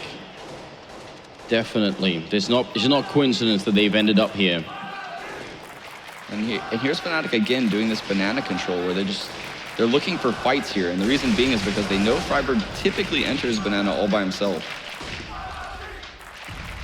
The Fnatic fans have found their voice in the audience. It's been almost an exclusively NiP chant today, but no more. Something else to look for here, if you want to think a little bit about how well Fnatic are playing in terms of their grenades, is look at the clock and then look how many they've got left. So we're just coming up on 50 seconds, still 2 smokes, just using 1 and 3 Molotovs. That's an enormous amount. That means Fnatic have really saved their smokes at this point in the game, and it's going to be hard for NiP to run anywhere. Nice pickup on Forest. If they go back B now, there are 2 more players waiting. Anywhere they go, they're going to run into so many grenades, and now 35 seconds. It's one of the key reasons why Fnatic are as good as they are on this map, but here it comes. Big opening here as Exist and Alu will pick up 2 players. If they can kill Pronax, this could really happen. Pronax spraying, missing a lot, and he's going to go down to get right. It's a 2v2, and they're in the site. Could they get the bomb down? Just 20 seconds. Molotov to buy time, and again, Fnatic, they could use these grenades that they saved all along to try and get the retake in. Get right jumping up here, and the bomb is planted in a great position for him. Get right. He goes down, and now it's on Alu, trapped in the corner, caged in here with just an AWP. This is definitely Fnatic trying to take. It's going to be a miracle if he can make it out. He's got 9 health. If they just about to look at him, he's going to go down, and Crims jumping and picking up a kill there. Good retake from Fnatic. Yeah, great retake from Fnatic right there. Crims opping that guy in the halls. The awareness to know that only 1 entered the site. Maybe got a little bit of a ghost comm there from Pronax after he dies. You get that maybe 5 or so seconds where you can kind of watch people move on your screen. I'm sure Pronax maybe told him that 1 gravitated towards the halls. Crims singles that guy out. Great job sticking together, swing peeking in backside. So match paused. This time it's NiP who'll be wanting to make sure that they get something more out of this half, because just 3 is nowhere near enough going into the halftime. Put all the pressure on that pistol round. So I have two strats that are my favorite on this one. I was talking about just before we got into the game. One of them is a really explosive play that involves having a bunch of people up in A hallways and putting them out into the pit, more so that even if there's someone holding there, especially now that the M4A1 is so popular, you can't actually kill all of them. There's too many people raining in. Now, that could definitely be a thing, especially if they go for Tech 9 armor, considering their economy. The other thing that actually nobody in this tournament has spent a lot of time doing, it's gone a little bit out of fashion, is the B split push going through Archway into the B bomb site. Because Fnatic are so good, we talked about this, the combination of Crims and Olaf over there, if you try and run through without diverting their attention, it could get really rough. So if they can somehow make it into Archway, I'd like to see that as well. I agree, and using the banana early round is something that NiP really needs to start doing more of. It was pretty successful for him that round that friberg got the 2 entries. And the reason being is because Fnatic's trying to kind of counter them, and they're doing it round after round after round. And it's basically allowing them to save grenades for much longer than they typically would. Because typically Fnatic would almost instantly smoke the car, they'd be down a smoke, and then around like probably 30 to 20 seconds, they'd have no more smokes at B. You may have 1 Molotov left, but the way they're pushing the front car with no nades, they're able to save their nades, and they could smoke out places till the end of the round. And NiP just ends up running through smokes, jumping into nades, running through Molotovs, and they just find themselves in really unfavorable situations. So it's important that NiP goes into the rest of these rounds, either A, speeding up the pace towards the A bomb site, like you mentioned, with an explosive hit, or B, taking banana control quick. Sean, let's draw from your role as the Cloud9 in-game leader. What will those 2 be saying? Both leaders on each team? Yeah. Well, Pronax is probably quite content with how his team's been playing. They've been executing exactly the same stuff every round. Here's that triple B push again, where they're not using many nades, and then they find out they're in banana, and they just start dumping stuff. Whoa, it's been a slaughter, as flusha has helped himself to frags, and they just weren't able to get rolling, pushing up that banana walkway. And the firing squad lies in wait, Anders. Not a lot that they can do at this point. Freiburg alone, it's a good kill coming in on Crims, and at least NiP managed to do a little bit of damage, but the Tech9s aren't doing enough here. And Fnatic, they saw that coming. They had 3 members here, one more than they would maybe normally have. And it's a worthwhile investment for Fnatic, because if they don't run into that push, one of them is going to rotate back and they'll be almost in the same position. Freiburg going to go down. Fnatic, really, really good read on their part. I mean, that's the thing when you call a timeout. The other team can obviously also spend that time talking, so you're still going to be, you're going to be up against something similar as well. Yeah, it's not like the other team is put in 5 separate rooms during that time and they can't speak with each other. So that's something that's kind of misconstrued, I guess, with forums, that people take a timeout. Oh, he came back with such a good idea. Well, the other team's probably thinking, hey, they're probably thinking this is how they're going to counter our current setup. Let's change our current setup. So that's probably what you're seeing from both teams right now. 2 rounds left in the half.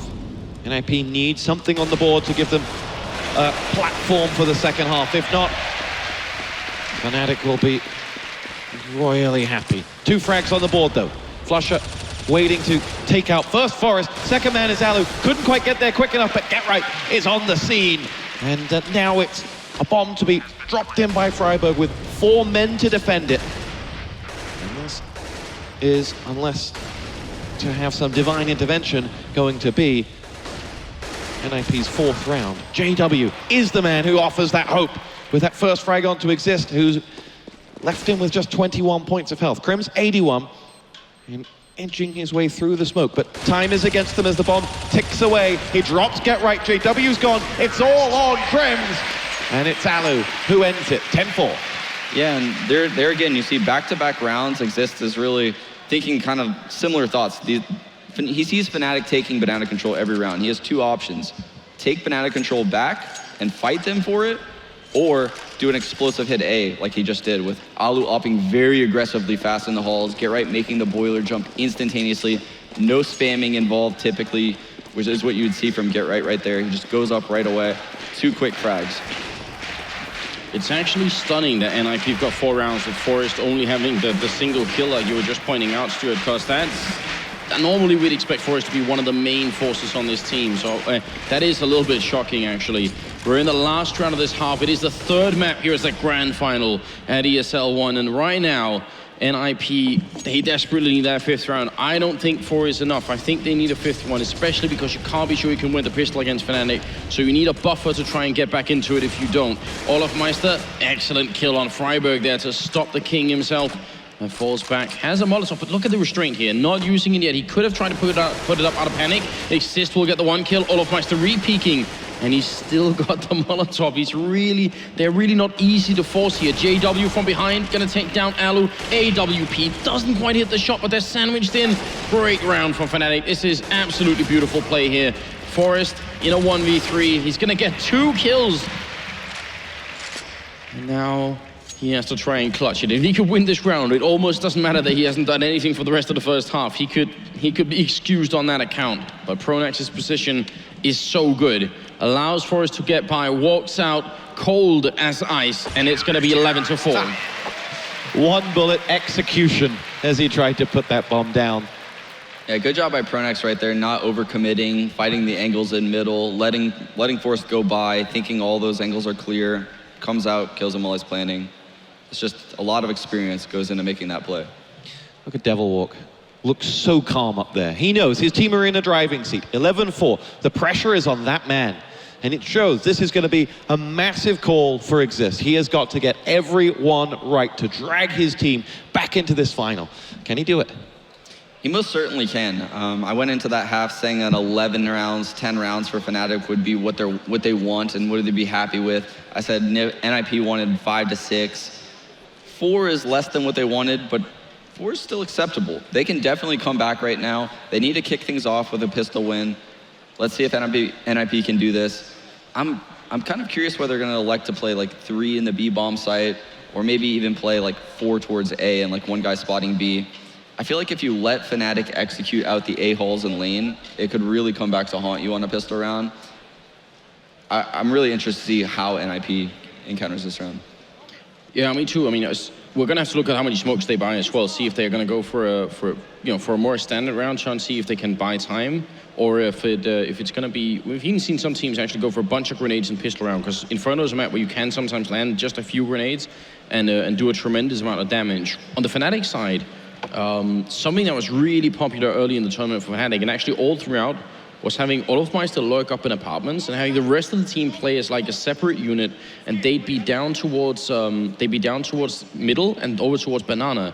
And as soon as Olofmeister gets just a little bit of intel, as soon as he knows how many people are in A, they execute B really quickly, and it's hard to stop. So I'd expect that kind of configuration from Fnatic.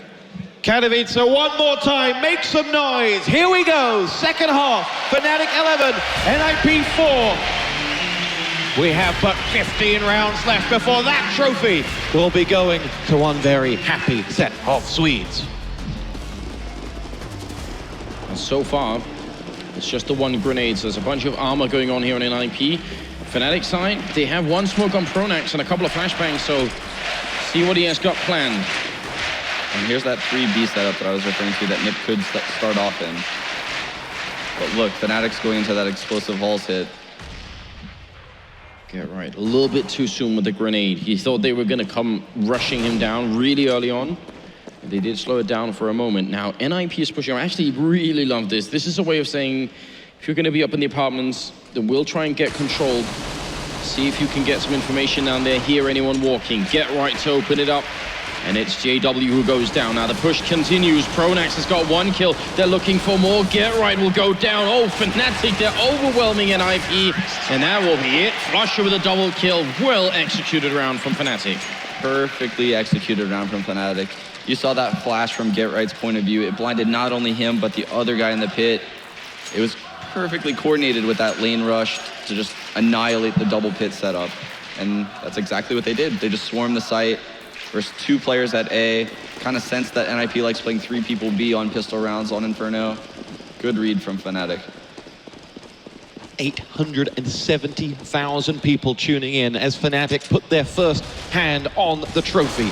It is JW who will lead that charge as they look for number 13, Forest though. The oldest man on the server in Counter-Strike years delivers a reminder of what NiP are capable of. These 8 rounds can be clawed back and more, but it will take Get Right to deliver, which he doesn't there. Olofmeister picks up. And Pronax just spotting out assist there as well, so they've got one more read on where a player is, which is obviously important. Tough round for NiP here, 3v5, or 3v4, it's gonna come down to some individual skill. Freiburg can't win that one against Flusher. And Alu still making his way up. Obviously, Exist here, he's got 12 bullets, but there's 4 people coming for him, and they won't be coming one at a time.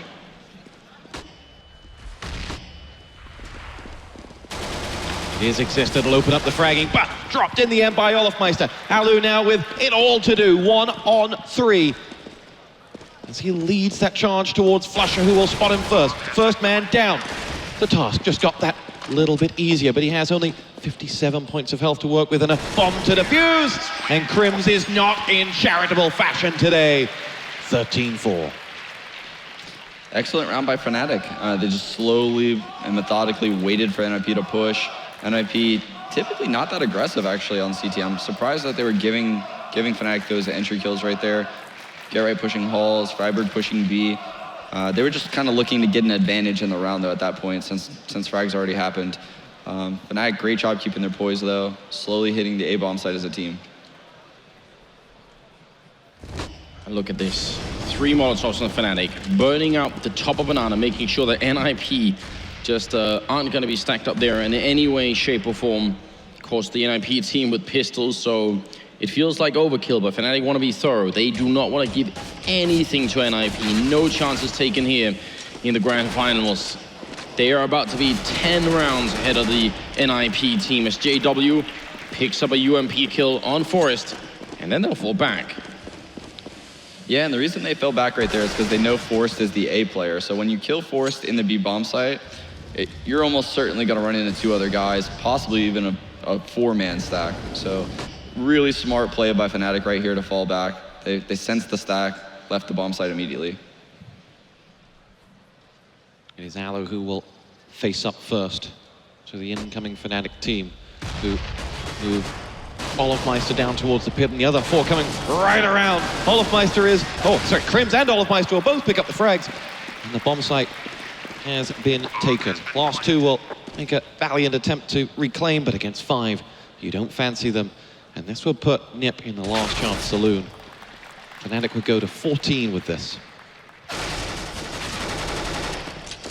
This is gonna go down, and much earlier in the tournament, when Nasi was with us, we brought up this concept of one round at a time mentality. You can't look at the scoreboard and think we're 10 rounds behind. You have to think about 1 round at a time. Sean, how does that work out for a team like NiP? NiP is probably the best in the world at doing exactly that. I've seen them make some of the craziest comebacks, just never ever breaking their poise, never changing the style of their play. They keep to what they know. They always play the exact style of CS that they practice, and they won't cater to you.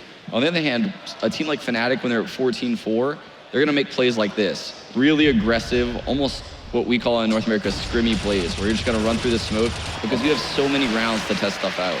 Big stuff from Forest. Flusher and Pronax down as they try to make entry in towards B, and they will be ushered away by that veteran of the game.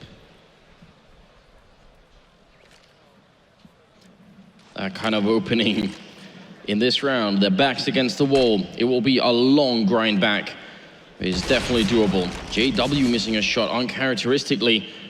5v3 right now, and Fnatic, I think, probably a little bit frustrated they went for that smoke to begin with, because it's such a harsh way of getting punished when you get absolutely nothing for it. Don't even really have that much information. JW trying to see if he can make the move up here. 35 seconds as a guy, and it's Alu hiding in the ninja corner. He doesn't have anyone helping him from the little pit just yet, but he could in a second. This combination, the crossfire, is so powerful. Alu with the 1, gets the double, goes for the triple, and there it is. Alu cleaning up. And that will be the round for NiP, 14-5. What a play right there from Alu. Just keep making sure he didn't spray for that last kill, stayed very calm, let his recoil set, bursted him right in the head. Good stuff, Alu. But something to note about why Fnatic walked through that smoke. So it's 14-4, they have economy right now built, and they have rounds to throw. So this round, they're just gonna elect to save. Typically, you would probably see Fnatic actually buy this round, but they're gonna, I guess after that last round, they're done kind of messing around and trying weird one-off strats, and they're gonna go back to what probably works this next round. If either Forest or Alu were feeling the pressure, they certainly didn't show it that last round.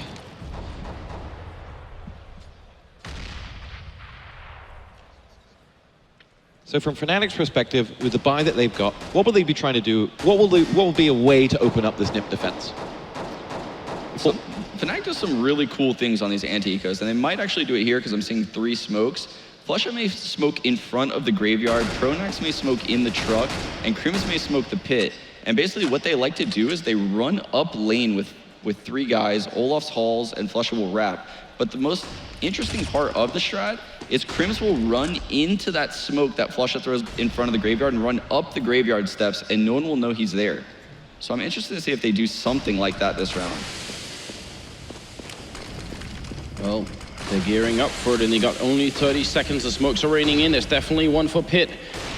Get right, opening up Alu with the kill as well. They're just getting shut down. Whatever plan was in focus here for the Fnatic team, it got decimated the moment they encountered NiP. Yeah, they just got annihilated at the lane choke point right there. NiP just slaughtered them with great headshots. If you're just joining us, where have you been? It is 14-6 in the grand final. We are all tied up at 1 map apiece. Somehow we have broken 900,000 people watching. Welcome to Counter-Strike, ladies and gentlemen. The game is at its peak. These two teams are at the absolute top of their game. You could ask for no better entertainment. And Alu delivers the opening frag onto JW. And now is the time to get your friends invited. If you have 100,000 of them, we'll break 1 million. So just get on Facebook or wherever you find your friends and let them know that this is happening. A lot of Molotovs on the CT side. Again, we talked about it with Fnatic, saving those grenades, making sure that you buy as much time on the clock, that the Fnatic team won't have time to break through. NiP are just as good at it as Fnatic are. JW is already down. Now Fnatic, they're gonna have a hard time breaking through here. Crims, bit of a pop flash out. One more, just keeps going. Alu is covering from Archway. And it's going to be 45 seconds left. I think Fnatic are just on the brink of it. And there it is, a double peek into middle. Flusher will get the opening assist. Let's one by, goes for the kill, gets a double. One more kill, there's a triple kill. And Pronax goes down. It's all up to Olofmeister. And Exist wants the quad. Get right will take it away. Alu played it last time. This time it was Exist. Sean Gears, how does that work out? What a play by Exist. He knows that Fnatic is going to come wrap. So what does he do? He sneaks in that cubby corner, has Alu play overly aggressive. That's why Alu took that second peek like that. He just hides in the corner. They all run past him. And we just saw Exist smile. That never, yeah. We saw Exist crack a smile. We need to add an emotion to the emotion chart. But what was incredible moments before that, the double peak was like synchronized swimming. They moved out instantaneously of one another, and there was no chance for Alu. Two great plays. Well, what was a 10-round lead has been significantly reduced, and Fnatic, they're back on equaling against us. Another thing to consider, when you think about 10 rounds, yes, if they were all 10 rifle rounds, it'd be really hard for them to not win the game here, but because they have to eco every once in a while, it's not quite the same. And NiP, they're playing it smartly right now, especially now that they know they're up against pistols. They're grouped up, they're far back, no one is taking any chances. Yeah, and you see Fnatic's awareness right there. So that smoke at the top of Banana, it bled a little bit deep into the what we call the carriage right there.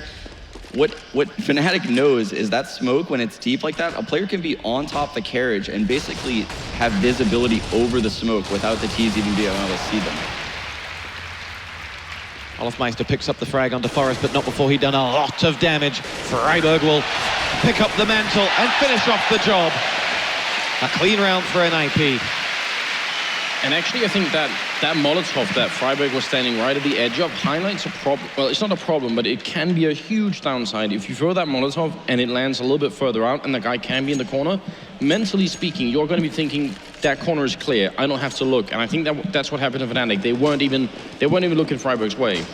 Yeah, and that is the problem with throwing Molotovs. If they miss, you generally think spots are clear that could not be clear, and that was the case right there. And look at NiP this round, they have 4 Molotovs.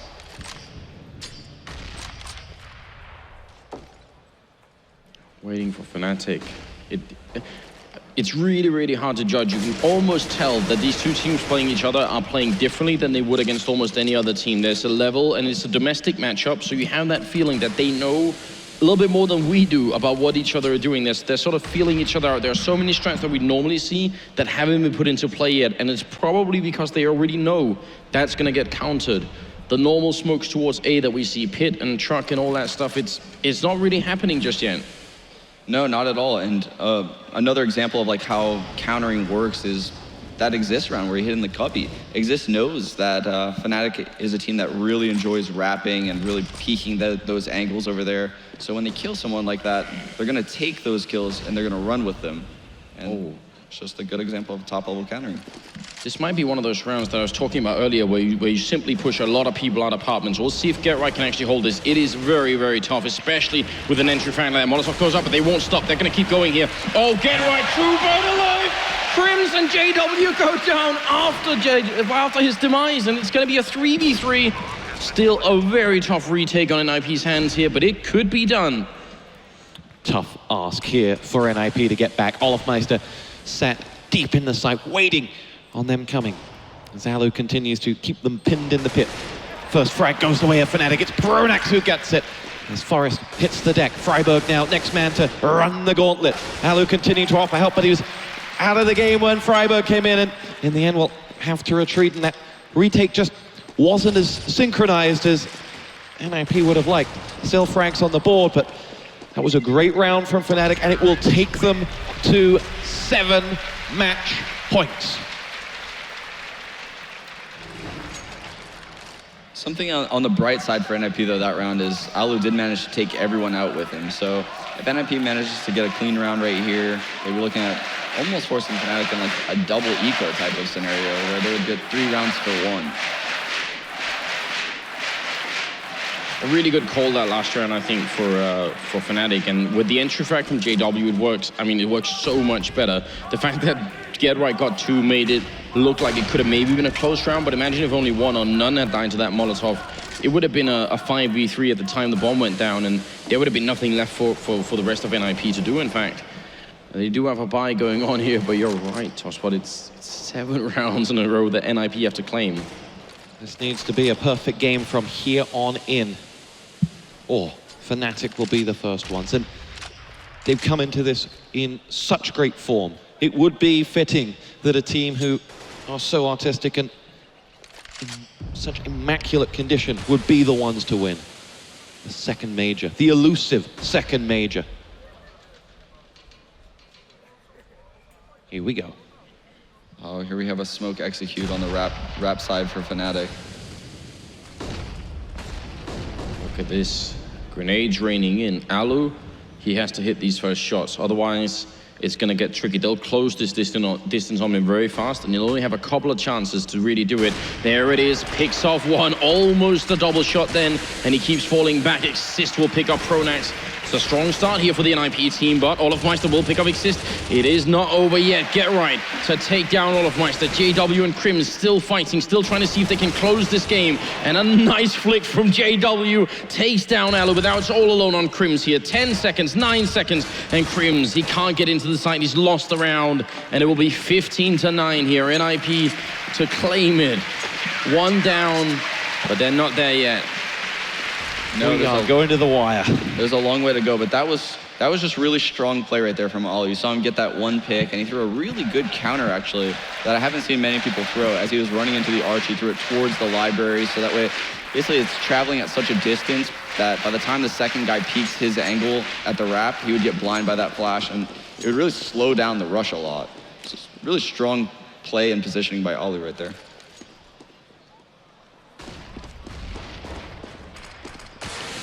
Well, it's the Tech-9s again, and the 1 AK here on Crims.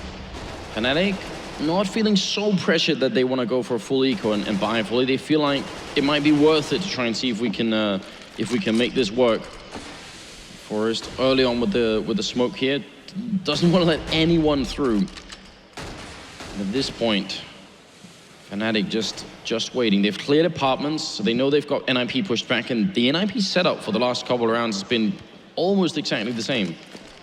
Yeah, and something to note about why Fnatic decided to buy this round is they saved that AK, and no matter what, they would have had to save 2 rounds. If they buy whatever they can this round and just manage to get a plant in, which is very easy at the B-bomb site to just get a plant at very least, they can buy the next round. So it would be like the same thing as double saving. 40 seconds on the clock as the play commences. Forest picks off Pronax, return the favor from Flusher and Crims, and now Fnatic are but 3 frags away from the title. It's JW who'll bring that number down to 2, and here we go. Fnatic are on the verge. Alu says no, and there are not much health left across those Fnatic players either. 2 on 2 after plant. Alu and Get Right versus Olofmeister alone now, and it will be Get Right that pulls NiP back from the brink and delivers the defuse. That was a fantastic retake by Alu and Get Right. That round looked completely lost, and Alu just stormed in through construction, got 2 really quick kills, picked up a 3rd op frag. Just, wow. That was totally an individual round by Alu. Look at him up there again, 26 and 17, dominating the scoreboard. Can't believe it. That really was incredible. And Fnatic back to ecoing. The bomb plant's going to give them a little bit more time, so they might put in an extra buy round somewhere because of these bomb plants here. And the viewer levels are over 900,000. It's incredible. I can't believe this is happening. Molotovs all around for NiP. And look again, aggressive apartments here from Fnatic, clearing it. They're not going to find anyone, but Get Right this time will not get overrun. He's going to get the 1 kill. Alu's help out. He will go down eventually, and now they got to regroup here in NiP. They have the advantage. They could go for a full retake. They shouldn't fight this alone, even though Exist is trapped in a corner and Alu's very low on health. Fnatic trying to see if they can finish it right now. Forest will go down. Olofmeister with the kill. It's JW and Olof left, and the bomb, it is still not planted yet. They're trying to see if they can do it, but it's in the pit waiting. and this is giving NiP so much time.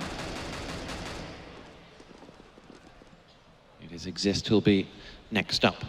NiP happy to play the waiting game and show only when they need to. But look at the health count across those NiP players. It's Freiburg that'll have to do most of this heavy lifting.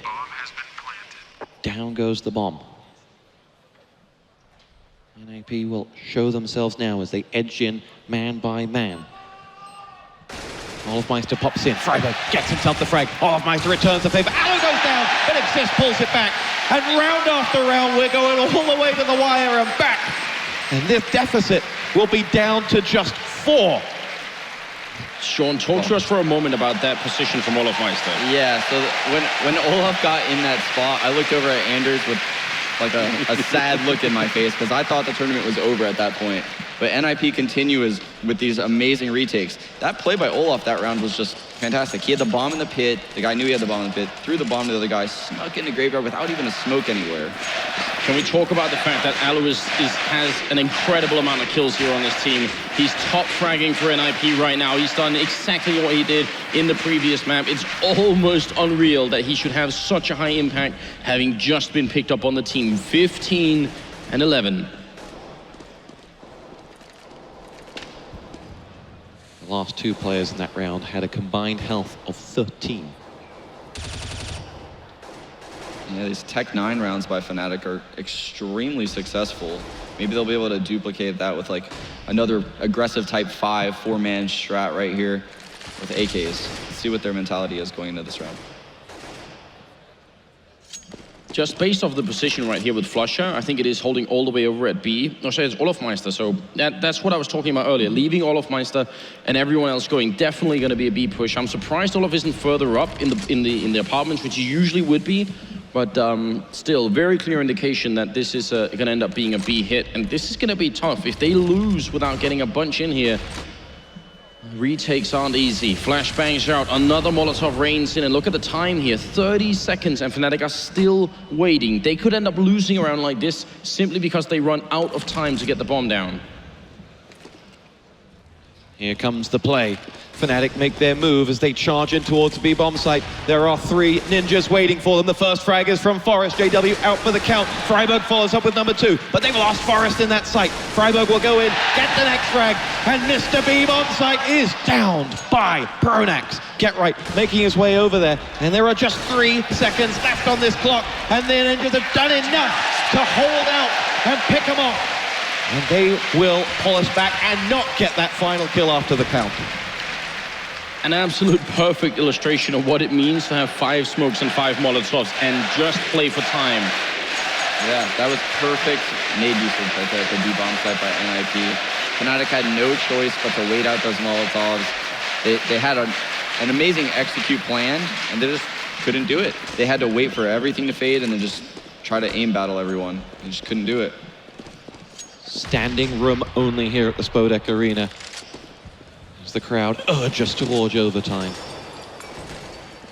And this game just keeps on giving. I don't think I've ever seen Pronax actually run out of ideas, and I don't think we're there yet, but you keep wondering, what is the next trick gonna be? You wish we could be on the TeamSpeak listening, but you also kind of wish you could put a helmet on Pronax and hear what he's thinking, because at this rate, there's got to be so much going through his mind. What have we already run? What has already worked? And what have NiP already counted? All of these things have to be combined into the next plan. They just need that one round and that one opening. Yeah, and it looks like they're going to elect to go back to the B-bomb side again. And look at this, both B players, I believe, still have Molotovs in hand. No, Force actually does not, okay. Nope, Fnatic decided to fall off and go A now. And might not be a bad choice here. 2 people on the bomb site, 25 seconds, a Molotov up there, that's great, holding off apartments, get right. With a big opening on, Olofmeister is charging into the site, Pronax will get him, get right, will get down JW, there's 16 seconds left, and Alu comes up from behind, the bomb is down, but Alu's got him trapped in the corner, he'll drop. The Finnish player is gone, and now it's a 2v2 retake for NiP to hold on to this, to not lose the grand finals. Pronax and Crims, They just need 2 kills here, and they will win it. For the second time, Pronax with 1 Freiburg. Oh my God! He's freezed and he gets both kills! And the grand final continues, 15-13. Oh my God, I'm at a loss for words right now. These NiP retakes, they're giving me a heart attack. This is some of the most crazy Counter-Strike I've ever seen out of NiP. Just constantly retaking these bomb sites in almost impossible situations. I have been casting major events for 10 years. My heart rate has never been this high. We just saw the most perfect example possible of the mental difference between Alu and everyone else on that team. Get Right stood up and screamed his lungs out, and Alu turned around and did just a quick fist bump and back to play. He is so hyper-focused. He is an absolute champion. 2 rounds the difference, but remember, for all of these close rounds, for all of these retakes, it's just 1 slip. And the championship is Fnatic's. They have been magnificent in this tournament, Fnatic, and they have been pushed by a worthy opponent. Overwhelming favorites is definitely not an overstatement at this point. Fnatic team, hardworking in every respect, and probably the scariest, or definitely the scariest constellation of talent currently in the global offensive scene. Sean, you've got 1 round to make the play. What's it going to be? If I were Fnatic, I would honestly try to wait out a bunch of NiP's nades and really do a hit around probably 35 seconds, but fake it to the other bomb site. Like try to do one of those massive B hits that they just did with maybe 3 guys, but have someone lurked all the way to the end of halls, because it looks like Get Right's allowing Olaf to lurk to the end of halls like this. So Olaf can take that position, and 3 guys can fake the B bomb site, and 1 guy can come back towards mid. I would do something like that. The A push is alive. It's Exist who'll get the first frag to thwart Flusher. Second from Get Right. And as he looks for number 3, he will deliver with the help of Exist. On the other hand, they've lost Alu to the hands of JW. Get Right going for the next, but Olafmeister with a headshot picks him off. And this is the moment. Big games require big players. As that bomb goes down, and NiP attempt yet another retake. 2v3. Fnatic, they're getting these bomb plants in. They just need 1 more round and they'll be able to do it. Olafmeister again hiding in the same spot up by Graveyard, and Crims, well, he's in the side. Oh, there it is. Now it's on Exist 1v2 here. Fnatic, they could be the second or the first team to win a 2nd championship here in Global Offensive, and Olafmeister's playing it so safely. They know that they have it. Exist gets 1 and he's back on it. He's got the kit, he's holding it down. I'm not sure there's enough time. Fnatic, they do it! Ladies and gentlemen, your ESL 1 Katowice champions are Fnatic!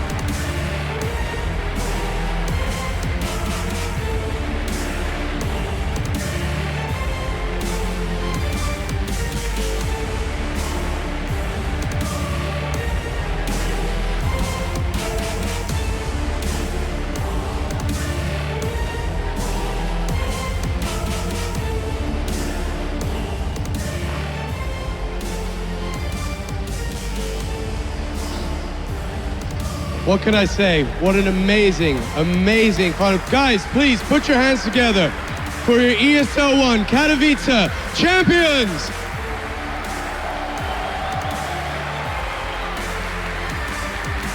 Making history today, the first team to win 2 majors, Fnatic.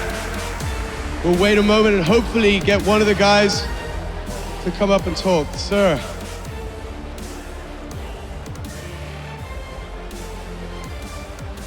A second here. We were watching backstage, hearts in our throat. What was that like for you being out here, playing in front of this crowd? This is what esports is about. It's unreal. We're grateful to players.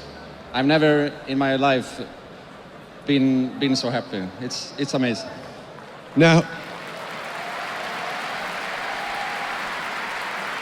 Now your opponents, they didn't go quietly. I mean, they put up a fight. What was that to see them coming back? You were 10 up, and then the tides start to roll.